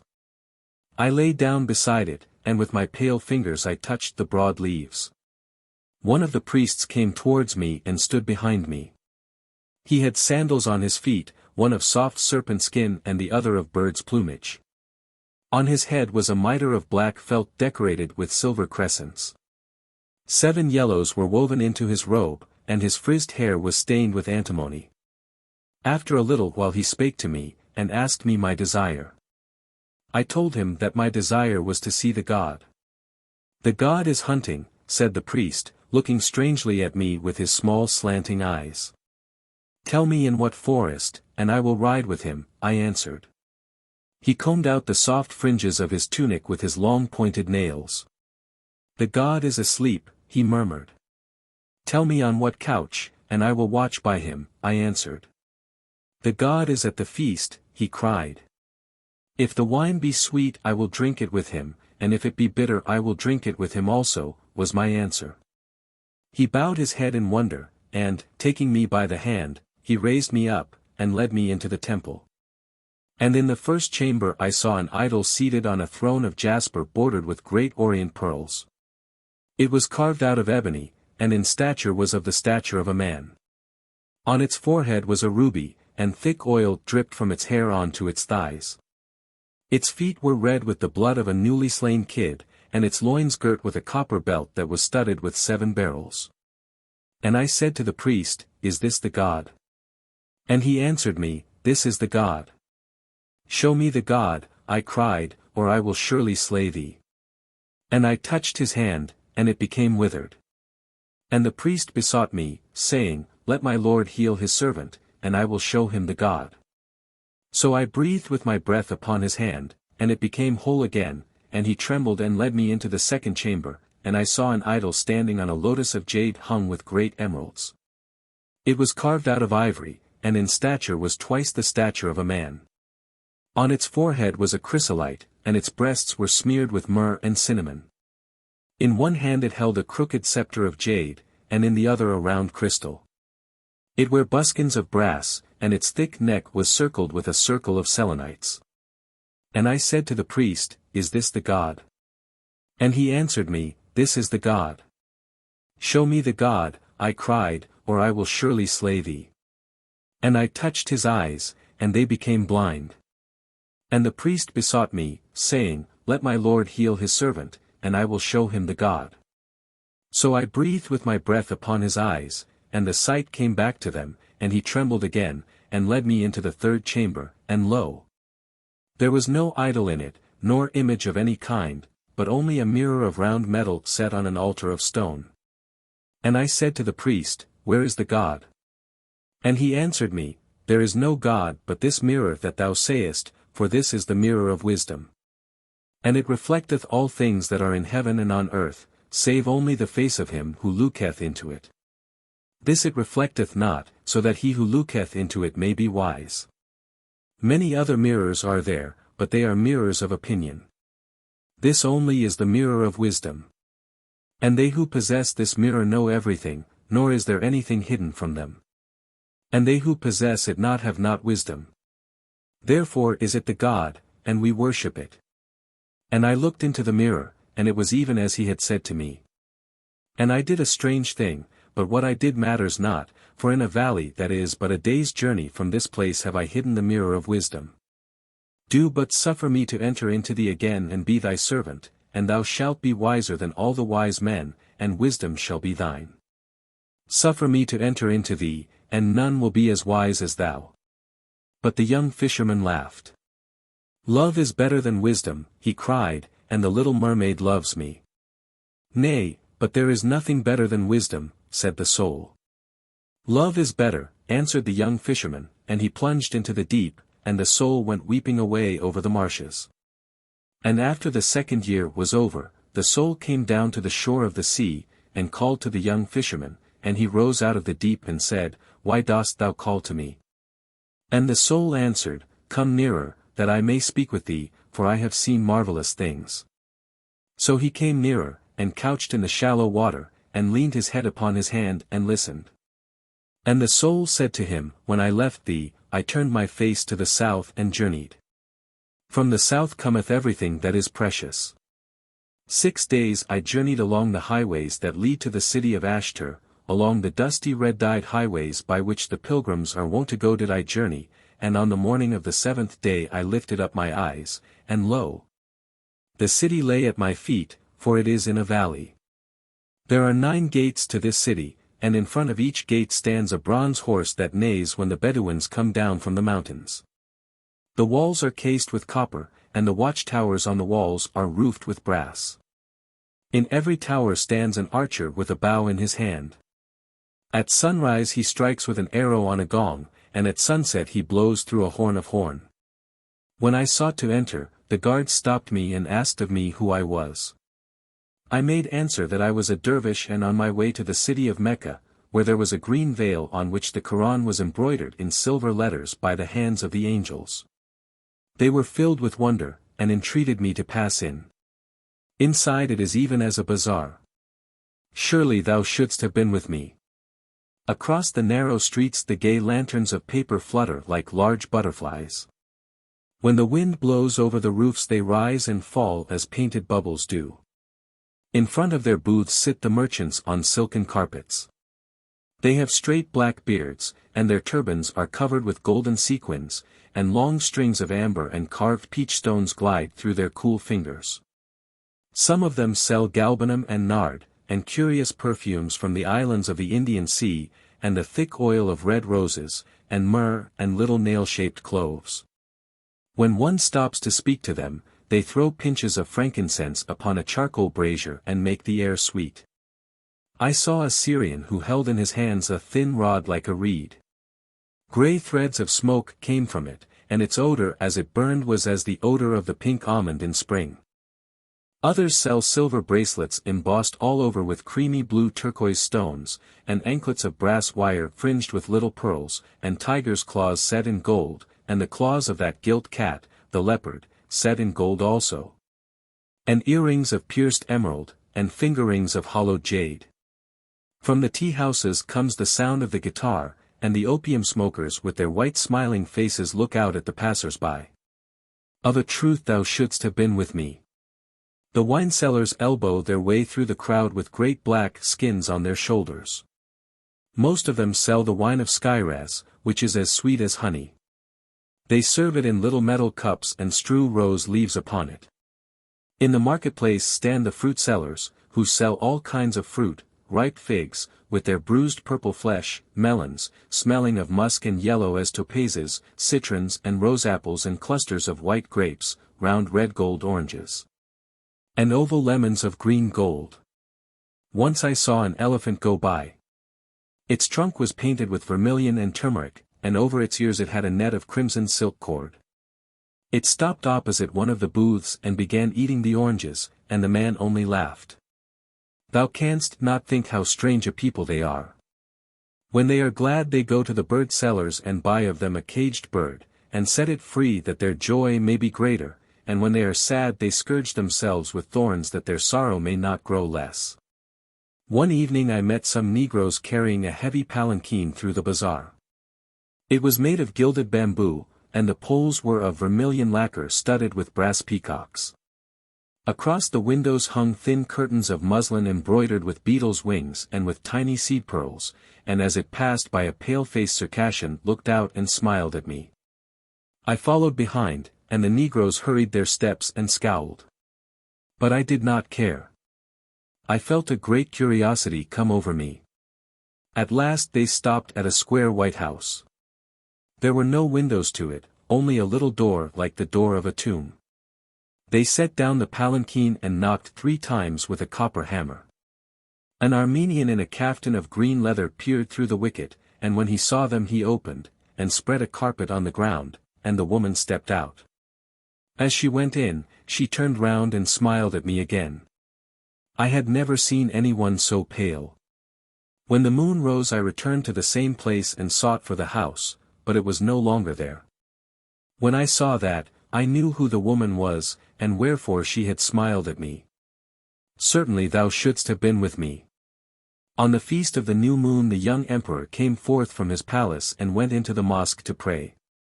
His hair and beard were dyed with rose leaves, and his cheeks were powdered with a fine gold dust. The palms of his feet and hands were yellow with saffron. At sunrise he went forth from his palace in a robe of silver, and at sunset he returned to it again in a robe of gold. The people flung themselves on the ground and hid their faces, but I would not do so. I stood by the stall of a seller of dates and waited. When the emperor saw me, he raised his painted eyebrows and stopped. I stood quite still, and made him no obeisance.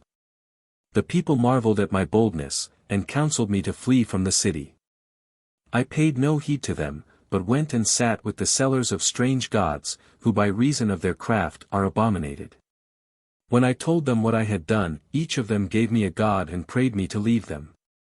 That night, as I lay on a cushion in the tea-house that is in the street of Pomegranates, the guards of the emperor entered and led me to the palace. As I went in they closed each door behind me, and put a chain across it. Inside was a great court with an arcade running all round. The walls were of white alabaster, set here and there with blue and green tiles. The pillars were of green marble, and the pavement of a kind of peach blossom marble. I had never seen anything like it before. As I passed across the court 2 veiled women looked down from a balcony and cursed me. The guards hastened on, and the butts of the lances rang upon the polished floor. They opened a gate of wrought ivory, and I found myself in a watered garden of 7 terraces. It was planted with tulip cups and moonflowers, and silver-studded aloes. Like a slim reed of crystal a fountain hung in the dusky air. The cypress trees were like burnt-out torches. From one of them a nightingale was singing. At the end of the garden stood a little pavilion. As we approached it 2 eunuchs came out to meet us. Their fat bodies swayed as they walked, and they glanced curiously at me with their yellow-lidded eyes. One of them drew aside the captain of the guard, and in a low voice whispered to him. The other kept munching scented pastilles, which he took with an affected gesture out of an oval box of lilac enamel. After a few moments the captain of the guard dismissed the soldiers. They went back to the palace, the eunuchs following slowly behind and plucking the sweet mulberries from the trees as they passed. Once the elder of the 2 turned round, and smiled at me with an evil smile. Then the captain of the guard motioned me towards the entrance of the pavilion. I walked on without trembling, and drawing the heavy curtain aside I entered in. The young emperor was stretched on a couch of dyed lion skins, and a gerfalcon perched upon his wrist. Behind him stood a brass-turbaned Nubian, naked down to the waist, and with heavy earrings in his split ears. On a table by the side of the couch lay a mighty scimitar of steel. When the emperor saw me he frowned, and said to me, "What is thy name? Knowest thou not that I am emperor of this city?" But I made him no answer. He pointed with his finger at the scimitar, and the Nubian seized it, and rushing forward struck at me with great violence. The blade whizzed through me, and did me no hurt. The man fell sprawling on the floor, and when he rose up his teeth chattered with terror and he hid himself behind the couch. The emperor leapt to his feet, and taking a lance from a stand of arms, he threw it at me. I caught it in its flight, and break the shaft into 2 pieces. He shot at me with an arrow, but I held up my hands and it stopped in midair. Then he drew a dagger from a belt of white leather, and stabbed the Nubian in the throat lest the slave should tell of his dishonor. The man writhed like a trampled snake, and a red foam bubbled from his lips. As soon as he was dead the emperor turned to me, and when he had wiped away the bright sweat from his brow with a little napkin of purfled and purple silk, he said to me, "Art thou a prophet, that I may not harm thee, or the son of a prophet, that I can do thee no hurt? I pray thee leave my city tonight, for while thou art in it I am no longer its lord." And I answered him, "I will go for half of thy treasure. Give me half of thy treasure, and I will go away." He took me by the hand, and led me out into the garden. When the captain of the guard saw me, he wondered. When the eunuchs saw me, their knees shook and they fell upon the ground in fear. There is a chamber in the palace that has 8 walls of red porphyry, and a brass-sealed ceiling hung with lamps. The emperor touched one of the walls and it opened, and we passed down a corridor that was lit with many torches. In niches upon each side stood great wine jars filled to the brim with silver pieces. When we reached the center of the corridor the emperor spake the word that may not be spoken, and a granite door swung back on a secret spring, and he put his hands before his face lest his eyes should be dazzled. Thou couldst not believe how marvelous a place it was. There were huge tortoise shells full of pearls, and hollowed moonstones of great size piled up with red rubies. The gold was stored in coffers of elephant hide, and the gold dust in leather bottles. There were opals and sapphires, the former in cups of crystal, and the latter in cups of jade. Round green emeralds were ranged in order upon thin plates of ivory, and in one corner were silk bags filled, some with turquoise stones, and others with beryls. The ivory horns were heaped with purple amethysts, and the horns of brass with chalcedonies and sards. The pillars, which were of cedar, were hung with strings of yellow lynx stones. In the flat oval shields there were carbuncles, both wine-colored and colored like grass. And yet I have told thee but a tithe of what was there. And when the emperor had taken away his hands from before his face he said to me, "This is my house of treasure, and half that is in it is thine, even as I promised to thee. And I will give thee camels and camel drivers, and they shall do thy bidding and take thy share of the treasure to whatever part of the world thou desirest to go. And the thing shall be done tonight, for I would not that the son, who is my father, should see that there is in my city a man whom I cannot slay." But I answered him, "The gold that is here is thine, and the silver also is thine, and thine are the precious jewels and the things of price. As for me, I have no need of these. Nor shall I take aught from thee but that little ring that thou wearest on the finger of thy hand." And the emperor frowned. "It is but a ring of lead," he cried, "nor has it any value. Therefore take thy half of the treasure and go from my city." "Nay," I answered, "but I will take naught but that leaden ring, for I know what is written within it, and for what purpose." And the emperor trembled, and besought me and said, "Take all the treasure and go from my city. The half that is mine shall be thine also." And I did a strange thing, but what I did matters not, for in a cave that is but a day's journey from this place have I hidden the ring of riches. It is but a day's journey from this place, and it waits for thy coming. He who has this ring is richer than all the kings of the world. Come therefore and take it, and the world's riches shall be thine." But the young fisherman laughed. "Love is better than riches," he cried, "and the little mermaid loves me." "Nay, but there is nothing better than riches," said the soul. "Love is better," answered the young fisherman, and he plunged into the deep, and the soul went weeping away over the marshes.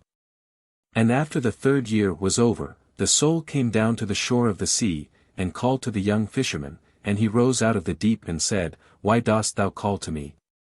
And the soul answered, "Come nearer, that I may speak with thee, for I have seen marvelous things." So he came nearer, and couched in the shallow water, and leaned his head upon his hand and listened.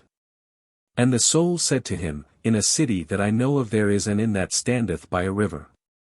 I sat there with sailors who drank of 2 different colored wines, and ate bread made of barley, and little salt fish served in bay leaves with vinegar. And as we sat and made merry, there entered to us an old man bearing a leathern carpet and a lute that had 2 horns of amber. And when he had laid out the carpet on the floor, he struck with a quill on the wire strings of his lute, and a girl whose face was veiled ran in and began to dance before us. Her face was veiled with a veil of gauze, but her feet were naked. Naked were her feet, and they moved over the carpet like little white pigeons. Never have I seen anything so marvelous, and the city in which she dances is but a day's journey from this place. Now when the young fisherman heard the words of his soul, he remembered that the little mermaid had no feet and could not dance.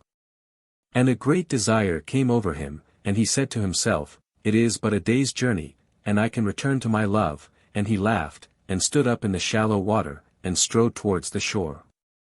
And when he had reached the dry shore he laughed again, and held out his arms to his soul. And his soul gave a great cry of joy and ran to meet him, and entered into him, and the young fisherman saw stretched before him upon the sand that shadow of the body that is the body of the soul. And his soul said to him, "Let us not tarry, but get hence at once, for the sea gods are jealous, and have monsters that do their bidding."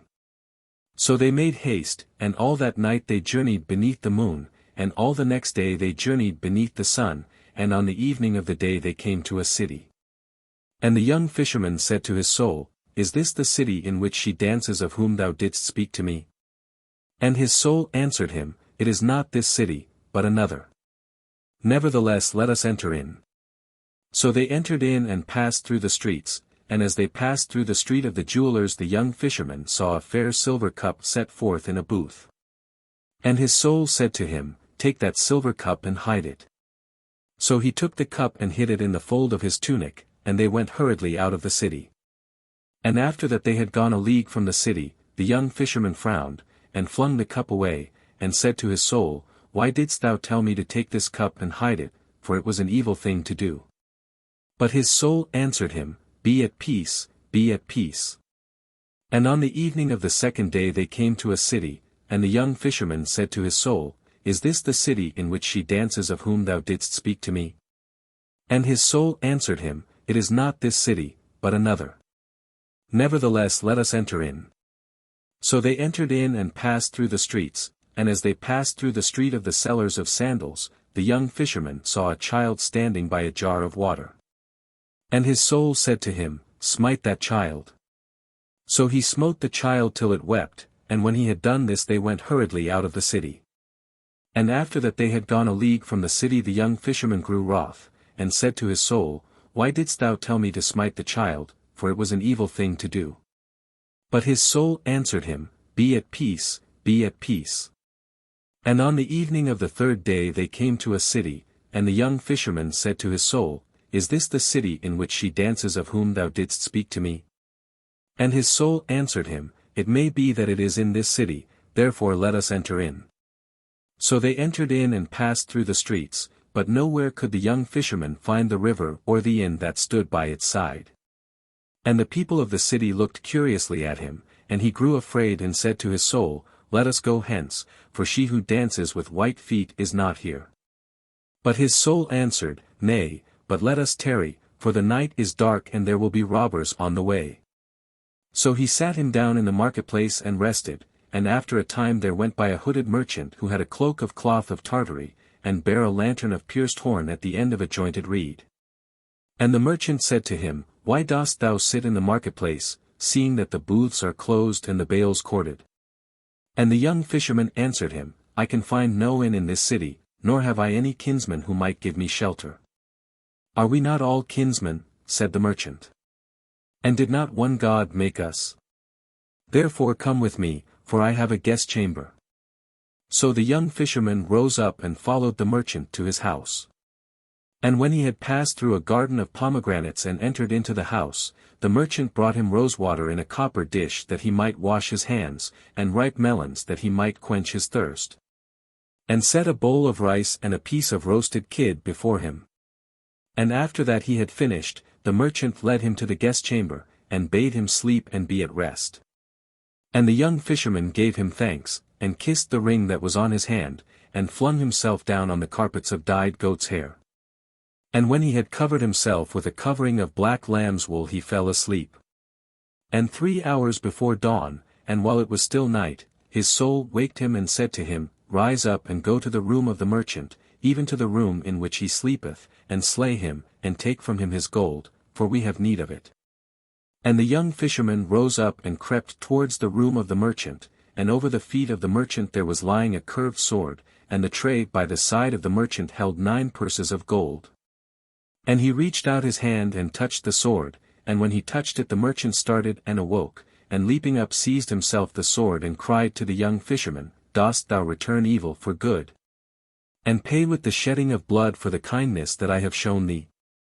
And his soul said to the young fisherman, Strike him, and he struck him so that he swooned, and he seized then the 9 purses of gold, and fled hastily through the garden of pomegranates, and set his face to the star that is the star of morning. And when they had gone a league from the city, the young fisherman beat his breast, and said to his soul, Why didst thou bid me slay the merchant and take his gold? Surely thou art evil. But his soul answered him, Be at peace, be at peace. Nay, cried the young fisherman, I may not be at peace, for all that thou hast made me to do I hate. Thee also I hate, and I bid thee tell me wherefore thou hast wrought with me in this wise. And his soul answered him, When thou didst send me forth into the world thou gavest me no heart, so I learned to do all these things and love them. What sayest thou? Murmured the young fisherman. Thou knowest, answered his soul, thou knowest it well. Hast thou forgotten that thou gavest me no heart? I trow not. And so trouble not thyself nor me, but be at peace, for there is no pain that thou shalt not give away, nor any pleasure that thou shalt not receive. And when the young fisherman heard these words he trembled and said to his soul, Nay, but thou art evil, and hast made me forget my love, and hast tempted me with temptations, and hast set my feet in the ways of sin. And his soul answered him, Thou hast not forgotten that when thou didst send me forth into the world thou gavest me no heart.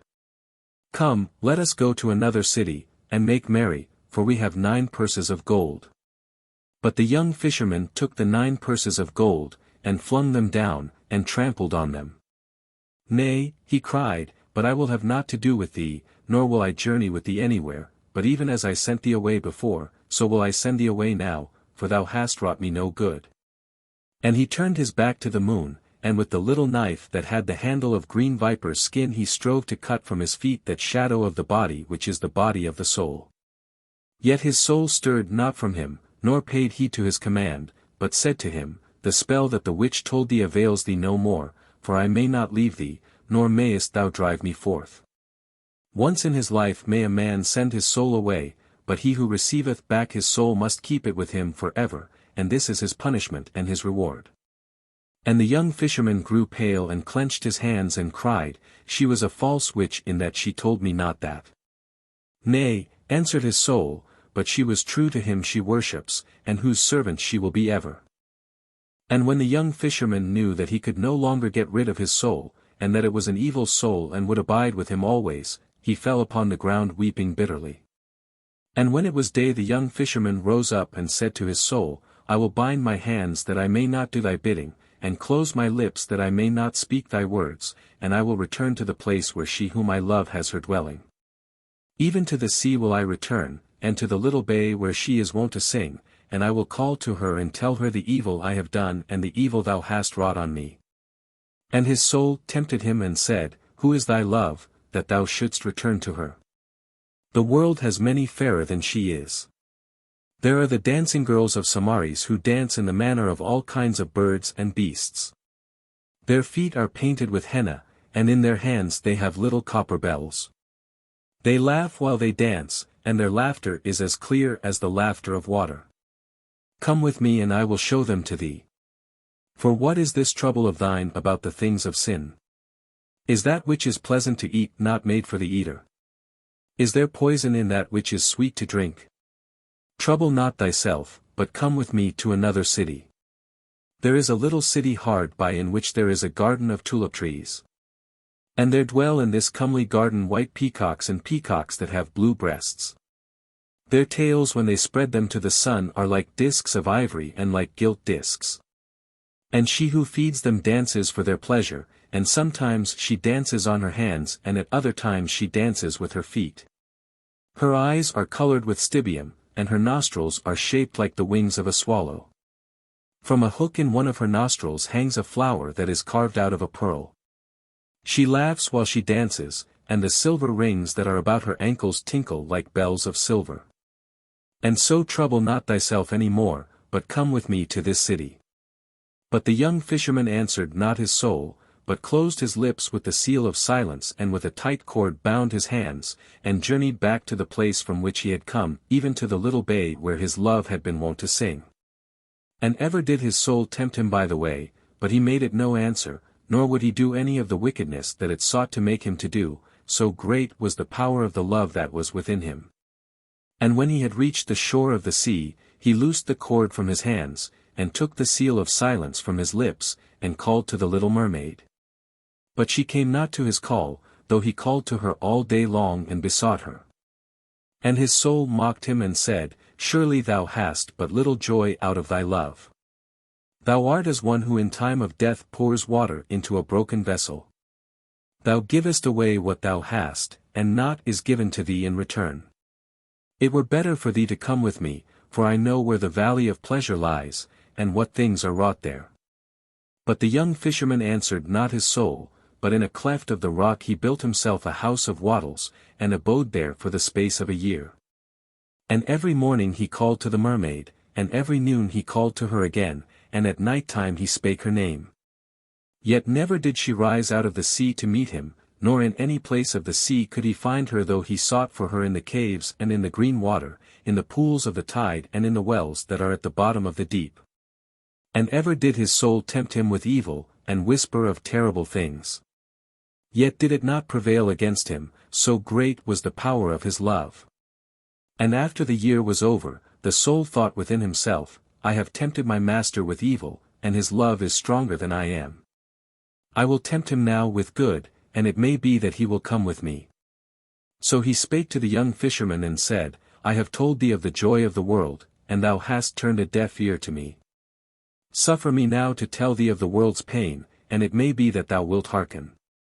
For of a truth pain is the lord of this world, nor is there any one who escapes from its net. There be some who lack raiment, and others who lack bread.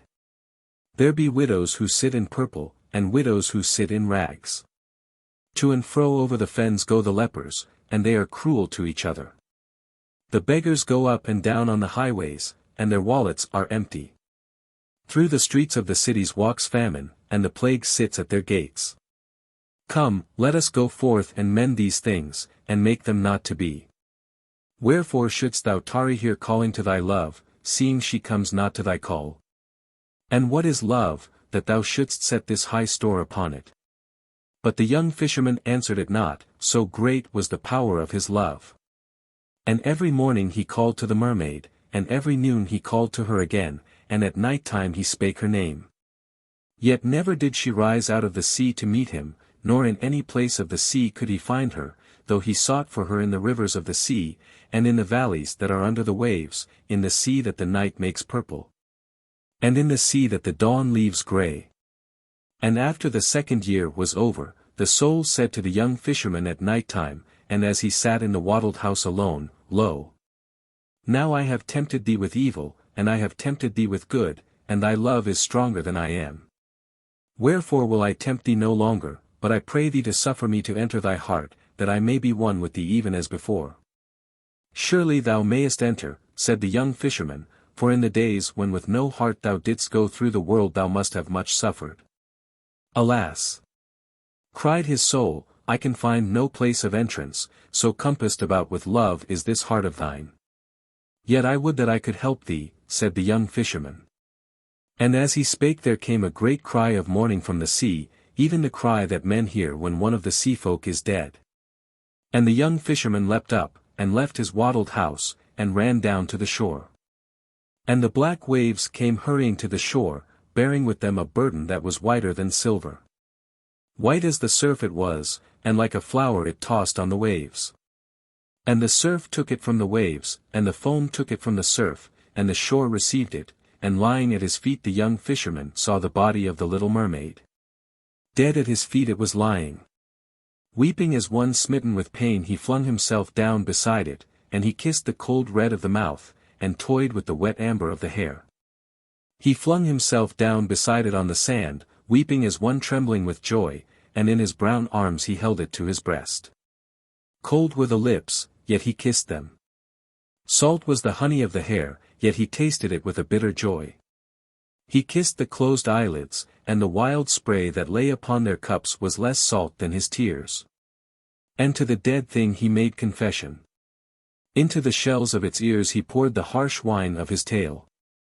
He put the little hands round his neck, and with his fingers he touched the thin reed of the throat.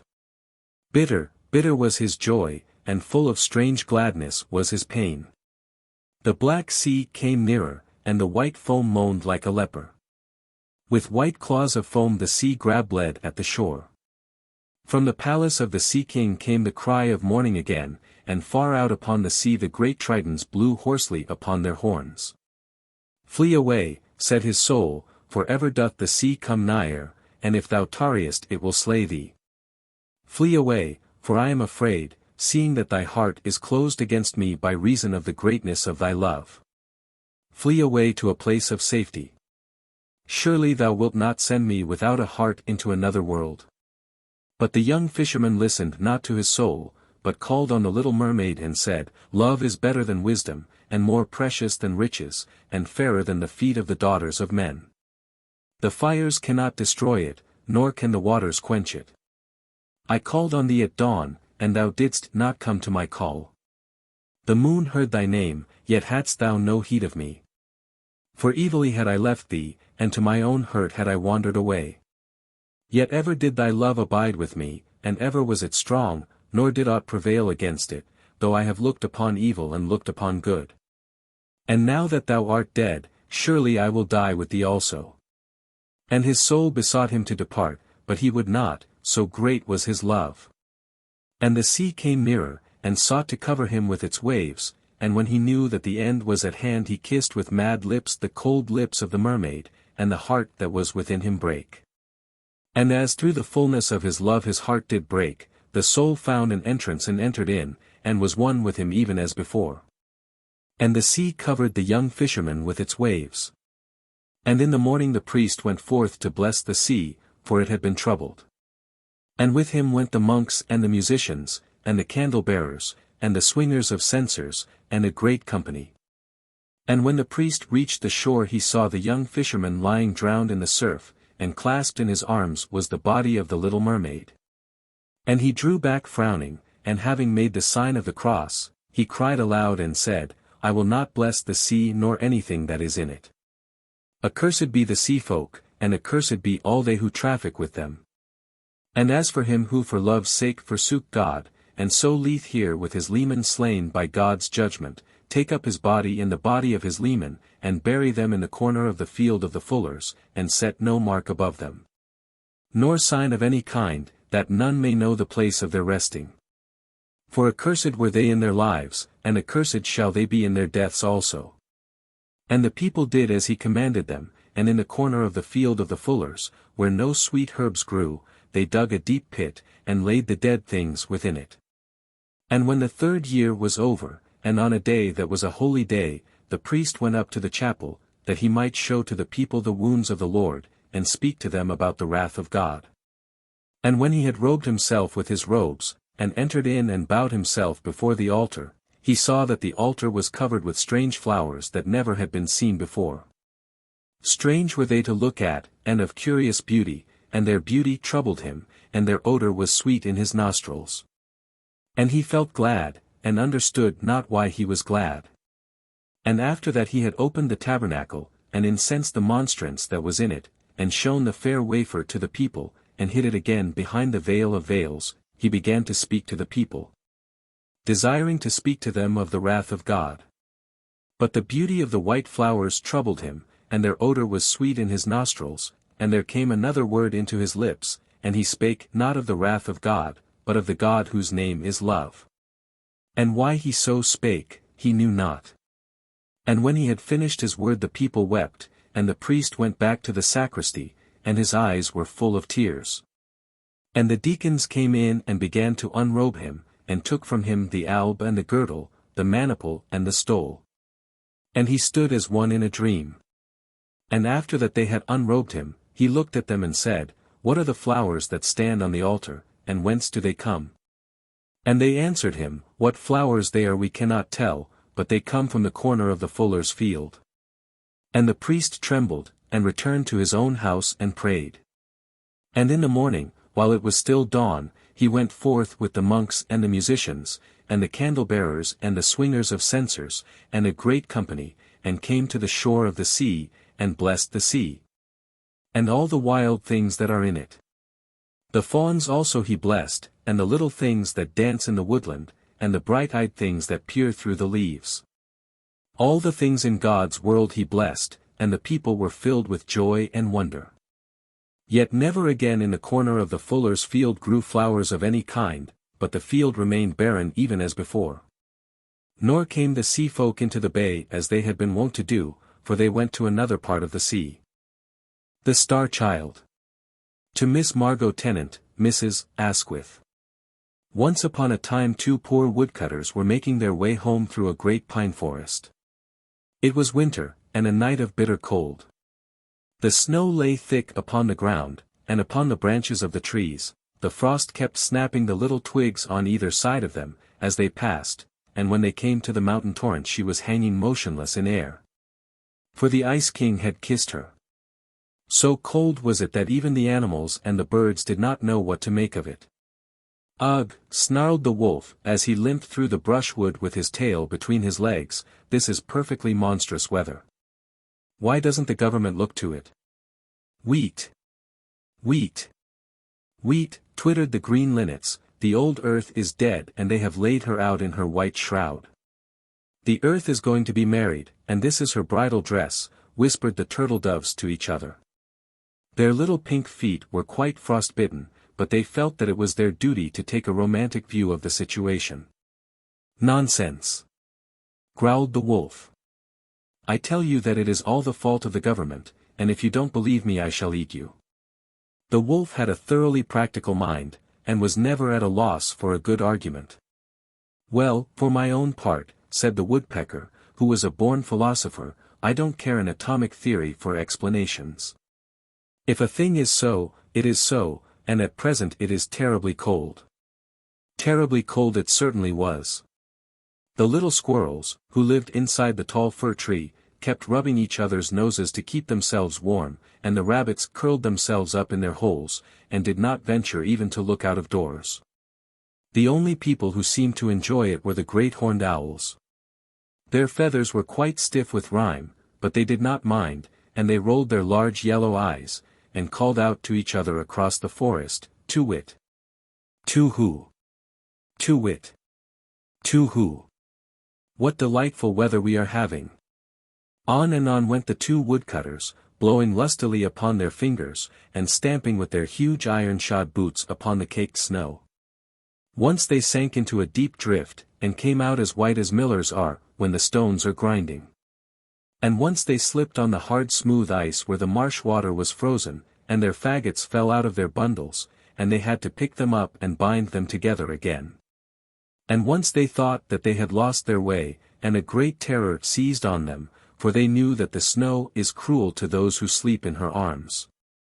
But they put their trust in the good Saint Martin, who watches over all travelers, and retraced their steps, and went warily, and at last they reached the outskirts of the forest, and saw, far down in the valley beneath them, the lights of the village in which they dwelt. So overjoyed were they at their deliverance that they laughed aloud, and the earth seemed to them like a flower of silver, and the moon like a flower of gold. Yet, after that they had laughed they became sad, for they remembered their poverty, and one of them said to the other, "Why did we make merry, seeing that life is for the rich, and not for such as we are? Better that we had died of cold in the forest, or that some wild beast had fallen upon us and slain us." "Truly," answered his companion, "much is given to some, and little is given to others. Injustice has parcelled out the world, nor is there equal division of aught save of sorrow. But as they were bewailing their misery to each other, this strange thing happened. There fell from heaven a very bright and beautiful star. It slipped down the side of the sky, passing by the other stars in its course, and, as they watched it wondering, it seemed to them to sink behind a clump of willow trees that stood hard by a little sheepfold no more than a stone's throw away. "Why? There is a crook of gold for whoever finds it," they cried, and they set to and ran, so eager were they for the gold. And one of them ran faster than his mate, and outstripped him, and forced his way through the willows, and came out on the other side, and lo! There was indeed a thing of gold lying on the white snow. So he hastened towards it, and stooping down placed his hands upon it, and it was a cloak of golden tissue, curiously wrought with stars, and wrapped in many folds. And he cried out to his comrade that he had found the treasure that had fallen from the sky, and when his comrade had come up, they sat them down in the snow, and loosened the folds of the cloak that they might divide the pieces of gold. But, alas! No gold was in it, nor silver, nor, indeed, treasure of any kind, but only a little child who was asleep. And one of them said to the other, "This is a bitter ending to our hope, nor have we any good fortune, for what doth a child profit to a man? Let us leave it here, and go our way, seeing that we are poor men, and have children of our own whose bread we may not give to another." But his companion answered him, "Nay, but it were an evil thing to leave the child to perish here in the snow, and though I am as poor as thou art, and have many mouths to feed, and but little in the pot, yet will I bring it home with me. And my wife shall have care of it." So very tenderly he took up the child, and wrapped the cloak around it to shield it from the harsh cold, and made his way down the hill to the village, his comrade marveling much at his foolishness and softness of heart. And when they came to the village, his comrade said to him, "Thou hast the child, therefore give me the cloak, for it is meet that we should share." But he answered him, "Nay, for the cloak is neither mine nor thine, but the child's only," and he bade him Godspeed, and went to his own house and knocked. And when his wife opened the door and saw that her husband had returned safe to her, she put her arms round his neck and kissed him, and took from his back the bundle of faggots, and brushed the snow off his boots, and bade him come in. But he said to her, "I have found something in the forest, and I have brought it to thee to have care of it," and he stirred not from the threshold. "What is it?" she cried. "Show it to me, for the house is bare, and we have need of many things." And he drew the cloak back, and showed her the sleeping child. "Alack, goodman," she murmured, "have we not children of our own, that thou must needs bring a changeling to sit by the hearth? And who knows if it will not bring us bad fortune? And how shall we tend it?" And she was wroth against him. "Nay, but it is a star-child," he answered, and he told her the strange manner of the finding of it. But she would not be appeased, but mocked at him, and spoke angrily, and cried, "Our children lack bread, and shall we feed the child of another? Who is there who careth for us? And who giveth us food? Nay, but God careth for the sparrows even, and feedeth them," he answered. "Do not the sparrows die of hunger in the winter?" she asked. "And is it not winter now?" And the man answered nothing, but stirred not from the threshold. And a bitter wind from the forest came in through the open door, and made her tremble, and she shivered, and said to him, "Wilt thou not close the door? There cometh a bitter wind into the house, and I am cold." "Into a house where a heart is hard cometh there not always a bitter wind?" he asked. And the woman answered him nothing, but crept closer to the fire. And after a time she turned round and looked at him, and her eyes were full of tears. And he came in swiftly, and placed the child in her arms, and she kissed it, and laid it in a little bed where the youngest of their own children was lying. And on the morrow the woodcutter took the curious cloak of gold and placed it in a great chest, and a chain of amber that was round the child's neck his wife took and set it in the chest also. So the star-child was brought up with the children of the woodcutter, and sat at the same board with them, and was their playmate. And every year he became more beautiful to look at, so that all those who dwelt in the village were filled with wonder, for, while they were swarthy and black-haired, he was white and delicate as sawn ivory. And his curls were like the rings of the daffodil.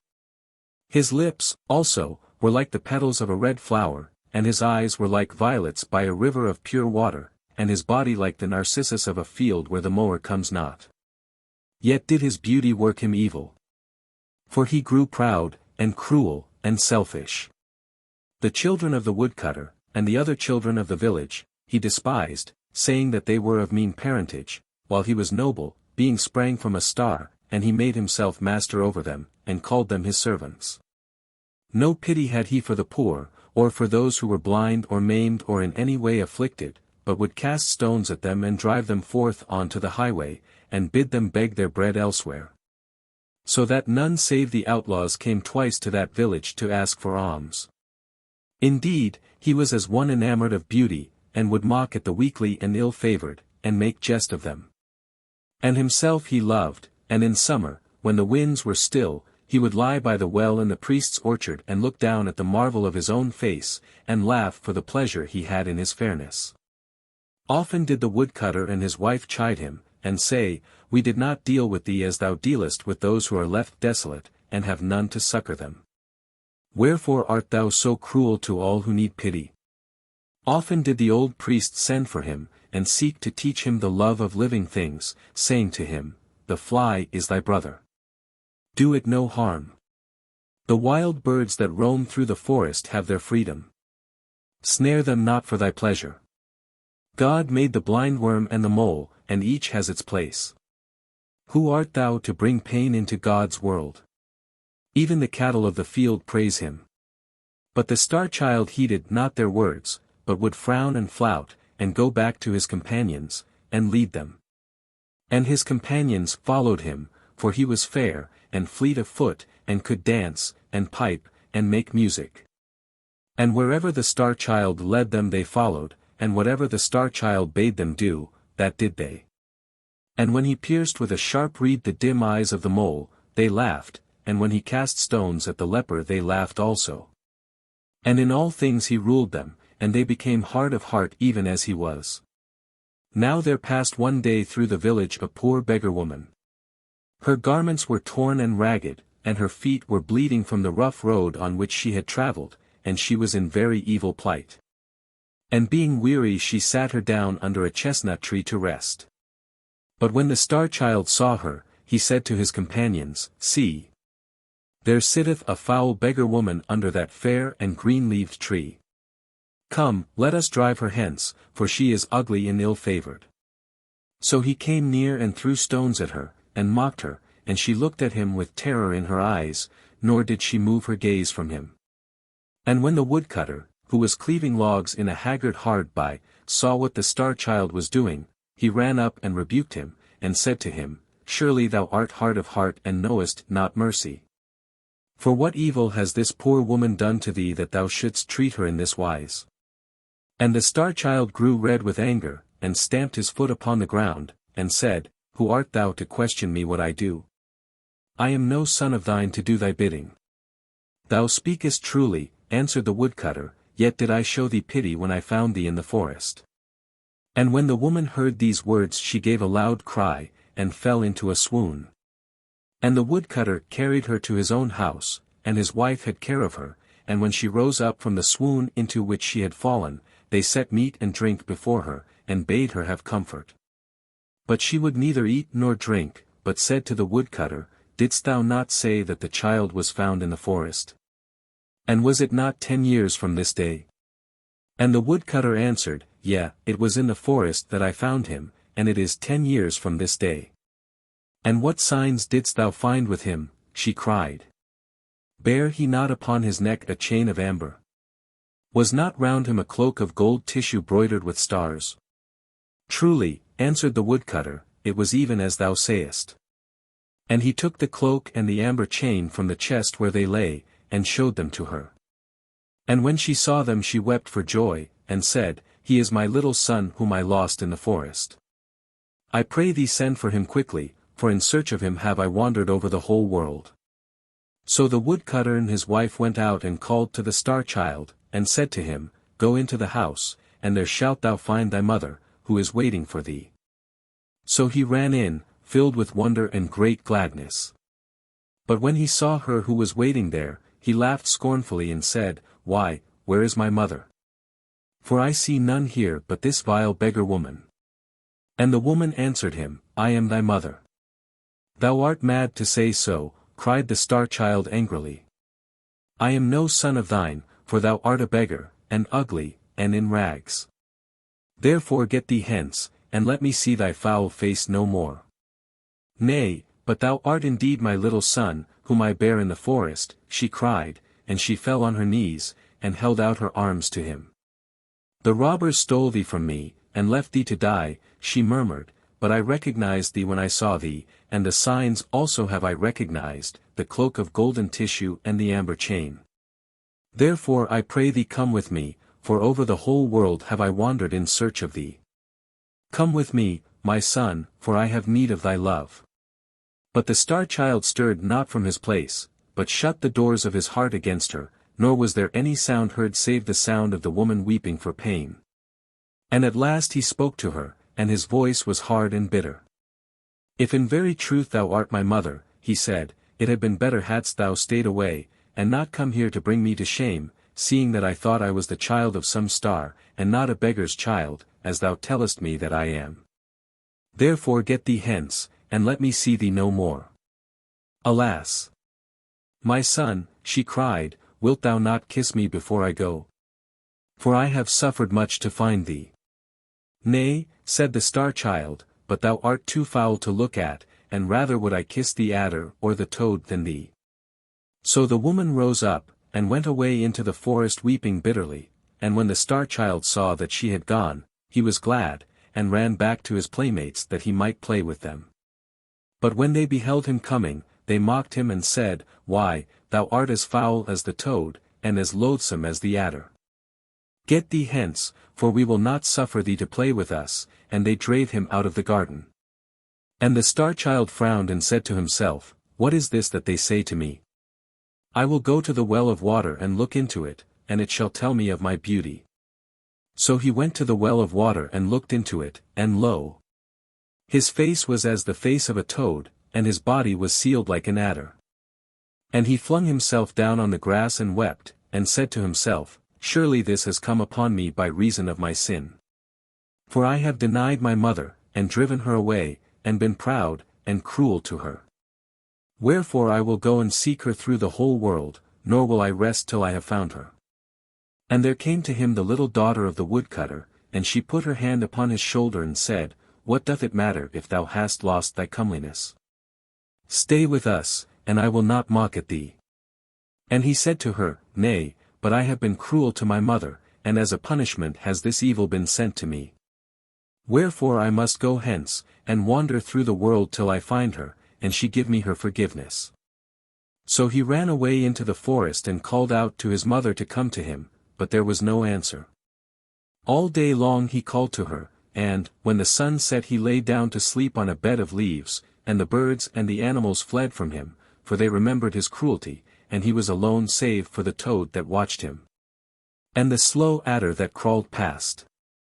And in the morning he rose up, and plucked some bitter berries from the trees and ate them, and took his way through the great wood, weeping sorely. And of everything that he met he made inquiry if perchance they had seen his mother.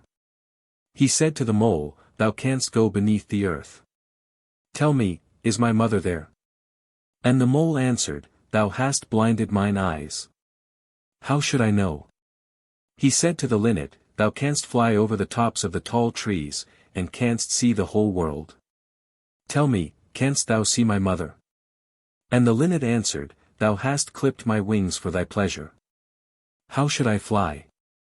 And to the little squirrel who lived in the fir tree, and was lonely, he said, Where is my mother? And the squirrel answered, Thou hast slain mine. Dost thou seek to slay thine also? And the star-child wept and bowed his head, and prayed forgiveness of God's things, and went on through the forest, seeking for the beggar woman. And on the third day he came to the other side of the forest and went down into the plain. And when he passed through the villages the children mocked him, and threw stones at him, and the carlots would not suffer him even to sleep in the byres lest he might bring mildew on the stored corn, so foul was he to look at. And their hired men drave him away, and there was none who had pity on him. Nor could he hear anywhere of the beggar woman who was his mother, though for the space of 3 years he wandered over the world, and often seemed to see her on the road in front of him, and would call to her, and run after her till the sharp flints made his feet to bleed. But overtake her he could not, and those who dwelt by the way did ever deny that they had seen her, or any like to her, and they made sport of his sorrow. For the space of 3 years he wandered over the world, and in the world there was neither love nor loving kindness nor charity for him, but it was even such a world as he had made for himself in the days of his great pride. And one evening he came to the gate of a strong-walled city that stood by a river, and, weary and footsore though he was, he made to enter in. But the soldiers who stood on guard dropped their halberts across the entrance, and said roughly to him, "What is thy business in the city?" "I am seeking for my mother," he answered, "and I pray ye to suffer me to pass, for it may be that she is in this city." But they mocked at him, and one of them wagged a black beard, and set down his shield and cried, "Of a truth, thy mother will not be merry when she sees thee, for thou art more ill-favoured than the toad of the marsh, or the adder that crawls in the fun. Get thee gone. Get thee gone. Thy mother dwells not in this city." And another, who held a yellow banner in his hand, said to him, "Who is thy mother, and wherefore art thou seeking for her?"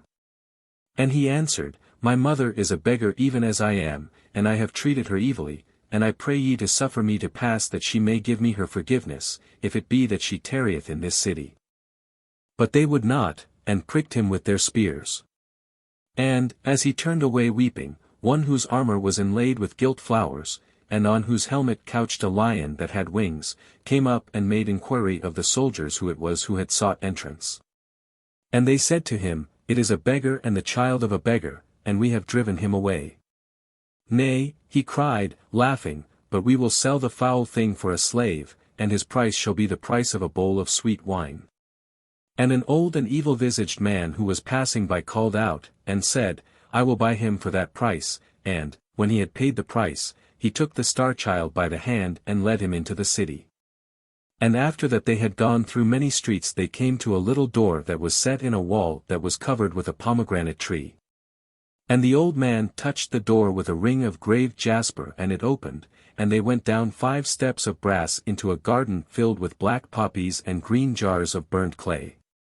And the old man took then from his turban a scarf of figured silk, and bound with it the eyes of the star-child, and drave him in front of him.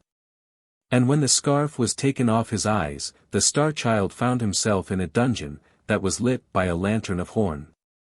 And the old man set before him some mouldy bread on a trencher and said, "Eat," and some brackish water in a cup and said, "Drink," and when he had eaten and drunk, the old man went out, locking the door behind him and fastening it with an iron chain. And on the morrow the old man, who was indeed the subtlest of the magicians of Libya and had learned his art from one who dwelt in the tombs of the Nile, came in to him and frowned at him, and said, "In a wood that is nigh to the gate of this city of ours there are 3 pieces of gold. One is of white gold, and another is of yellow gold, and the gold of the third one is red. Today thou shalt bring me the piece of white gold, and if thou bringest it not back, I will beat thee with 100 stripes. Get thee away quickly, and at sunset I will be waiting for thee at the door of the garden. See that thou bringest the white gold, or it shall go ill with thee, for thou art my slave, and I have bought thee for the price of a bowl of sweet wine." And he bound the eyes of the star-child with the scarf of figured silk, and led him through the house, and through the garden of poppies, and up the 5 steps of brass. And having opened the little door with his ring he set him in the street. And the star-child went out of the gate of the city, and came to the wood of which the magician had spoken to him. Now this wood was very fair to look at from without, and seemed full of singing birds and of sweet-scented flowers, and the star-child entered it gladly. Yet did its beauty profit him little, for wherever he went harsh briars and thorns shot up from the ground and encompassed him, and evil nettles stung him, and the thistle pierced him with her daggers, so that he was in sore distress. Nor could he anywhere find the piece of white gold of which the magician had spoken, though he sought for it from morn to noon, and from noon to sunset. And at sunset he set his face towards home, weeping bitterly, for he knew what fate was in store for him. But when he had reached the outskirts of the wood, he heard from a thicket a cry as of some one in pain. And forgetting his own sorrow he ran back to the place, and saw there a little hare caught in a trap that some hunter had set for it. And the Star-Child had pity on it, and released it, and said to it, I am myself but a slave, yet may I give thee thy freedom. And the hare answered him, and said, Surely thou hast given me freedom, and what shall I give thee in return? And the Star-Child said to it, I am seeking for a piece of white gold, nor can I anywhere find it, and if I bring it not to my master he will beat me. Come thou with me, said the hare, and I will lead thee to it, for I know where it is hidden, and for what purpose. So the Star-Child went with the hare, and lo! In the cleft of a great oak tree he saw the piece of white gold that he was seeking. And he was filled with joy, and seized it, and said to the hare, The service that I did to thee thou hast rendered back again many times over, and the kindness that I showed thee thou hast repaid 100-fold. Nay, answered the hare, but as thou dealt with me, so I did deal with thee, and it ran away swiftly, and the Star-Child went towards the city. Now at the gate of the city there was seated one who was a leper. Over his face hung a cowl of grey linen, and through the eyelets his eyes gleamed like red coals. And when he saw the Star-Child coming, he struck upon a wooden bowl, and clattered his bell, and called out to him, and said, Give me a piece of money, or I must die of hunger. For they have thrust me out of the city, and there is no one who has pity on me. Alas, cried the Star-Child, I have but one piece of money in my wallet, and if I bring it not to my master he will beat me, for I am his slave. But the leper entreated him, and prayed of him, till the Star-Child had pity, and gave him the piece of white gold. And when he came to the magician's house, the magician opened to him, and brought him in, and said to him, Hast thou the piece of white gold? And the Star-Child answered, I have it not. So the magician fell upon him, and beat him, and set before him an empty trencher, and said, Eat, and an empty cup, and said, Drink, and flung him again into the dungeon. And on the morrow the magician came to him, and said, If today thou bringest me not the piece of yellow gold, I will surely keep thee as my slave, and give thee 300 stripes. So the Star-Child went to the wood, and all day long he searched for the piece of yellow gold, but nowhere could he find it. And at sunset he sat him down and began to weep, and as he was weeping there came to him the little hare that he had rescued from the trap. And the hare said to him, Why art thou weeping? And what dost thou seek in the wood? And the Star-Child answered, I am seeking for a piece of yellow gold that is hidden here, and if I find it not my master will beat me, and keep me as a slave. Follow me, cried the hare, and it ran through the wood till it came to a pool of water. And at the bottom of the pool the piece of yellow gold was lying. How shall I thank thee, said the Star-Child, for lo! This is the second time that you have succored me. Nay, but thou hadst pity on me first, said the hare, and it ran away swiftly. And the Star-Child took the piece of yellow gold, and put it in his wallet, and hurried to the city. But the leper saw him coming, and ran to meet him, and knelt down and cried, Give me a piece of money or I shall die of hunger. And the Star-Child said to him, I have in my wallet but one piece of yellow gold, and if I bring it not to my master he will beat me and keep me as his slave. But the leper entreated him sore, so that the Star-Child had pity on him, and gave him the piece of yellow gold. And when he came to the magician's house, the magician opened to him, and brought him in, and said to him, Hast thou the piece of yellow gold? And the Star-Child said to him, I have it not. So the magician fell upon him, and beat him, and loaded him with chains, and cast him again into the dungeon. And on the morrow the magician came to him, and said, If today thou bringest me the piece of red gold I will set thee free, but if thou bringest it not I will surely slay thee. So the Star-Child went to the wood, and all day long he searched for the piece of red gold, but nowhere could he find it. And at evening he sat him down and wept, and as he was weeping there came to him the little hare. And the hare said to him, The piece of red gold that thou seekest is in the cavern that is behind thee. Therefore weep no more but be glad. How shall I reward thee, cried the Star-Child, for lo! This is the third time thou hast succored me. Nay, but thou hadst pity on me first, said the hare, and it ran away swiftly. And the Star-Child entered the cavern, and in its farthest corner he found the piece of red gold. So he put it in his wallet, and hurried to the city.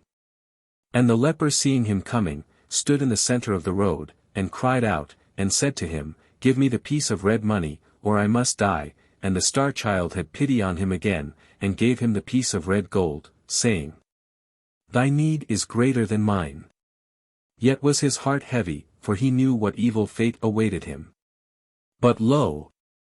As he passed through the gate of the city, the guards bowed down and made obeisance to him, saying, "How beautiful is our Lord!" And a crowd of citizens followed him, and cried out, "Surely there is none so beautiful in the whole world," so that the star child wept, and said to himself, "They are mocking me, and making light of my misery." And so large was the concourse of the people, that he lost the threads of his way, and found himself at last in a great square, in which there was a palace of a king. And the gate of the palace opened, and the priests and the high officers of the city ran forth to meet him, and they abased themselves before him, and said, "Thou art our Lord for whom we have been waiting, and the son of our king." And the star child answered them and said, "I am no king's son, but the child of a poor beggar woman. And how say ye that I am beautiful, for I know that I am evil to look at?" Then he, whose armor was inlaid with gilt flowers, and on whose helmet crouched a lion that had wings, held up a shield, and cried, "How saith my Lord that he is not beautiful?" And the star child looked, and lo! His face was even as it had been, and his comeliness had come back to him, and he saw that in his eyes which he had not seen there before. And the priests and the high officers knelt down and said to him, "It was prophesied of old that on this day should come he who was to rule over us. Therefore, let our Lord take this crown and this scepter, and be in his justice and mercy our king over us." But he said to them, "I am not worthy, for I have denied the mother who bare me, nor may I rest till I have found her, and known her forgiveness.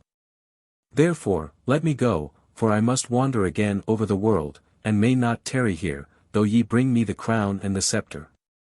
And as he spake he turned his face from them towards the street that led to the gate of the city, and lo!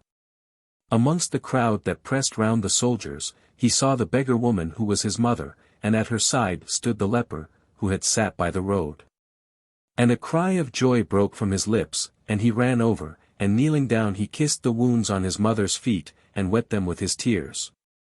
He bowed his head in the dust, and sobbing, as one whose heart might break, he said to her, "Mother, I denied thee in the hour of my pride.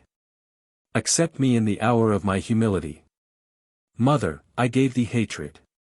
Do thou give me love. Mother, I rejected thee. Receive thy child now." But the beggar woman answered him not a word. And he reached out his hands, and clasped the white feet of the leper, and said to him, "Thrice did I give thee of my mercy. Bid my mother speak to me once." But the leper answered him not a word.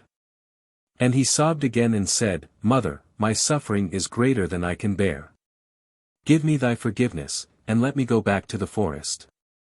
And the beggar woman put her hand on his head, and said to him, "Rise," and the leper put his hand on his head, and said to him, "Rise, also." And he rose up from his feet, and looked at them, and lo! They were a king and a queen. And the queen said to him, "This is thy father whom thou hast succored." And the king said, "This is thy mother whose feet thou hast washed with thy tears." And they fell on his neck and kissed him, and brought him into the palace and clothed him in fair raiment, and set the crown upon his head, and the scepter in his hand, and over the city that stood by the river he ruled, and was its lord. Much justice and mercy did he show to all, and the evil magician he banished, and to the woodcutter and his wife he sent many rich gifts, and to their children he gave high honor. Nor would he suffer any to be cruel to bird or beast, but taught love and loving kindness and charity, and to the poor he gave bread, and to the naked he gave raiment, and there was peace and plenty in the land. Yet ruled he not long, so great had been his suffering, and so bitter the fire of his testing, for after the space of 3 years he died. And he who came after him ruled evilly,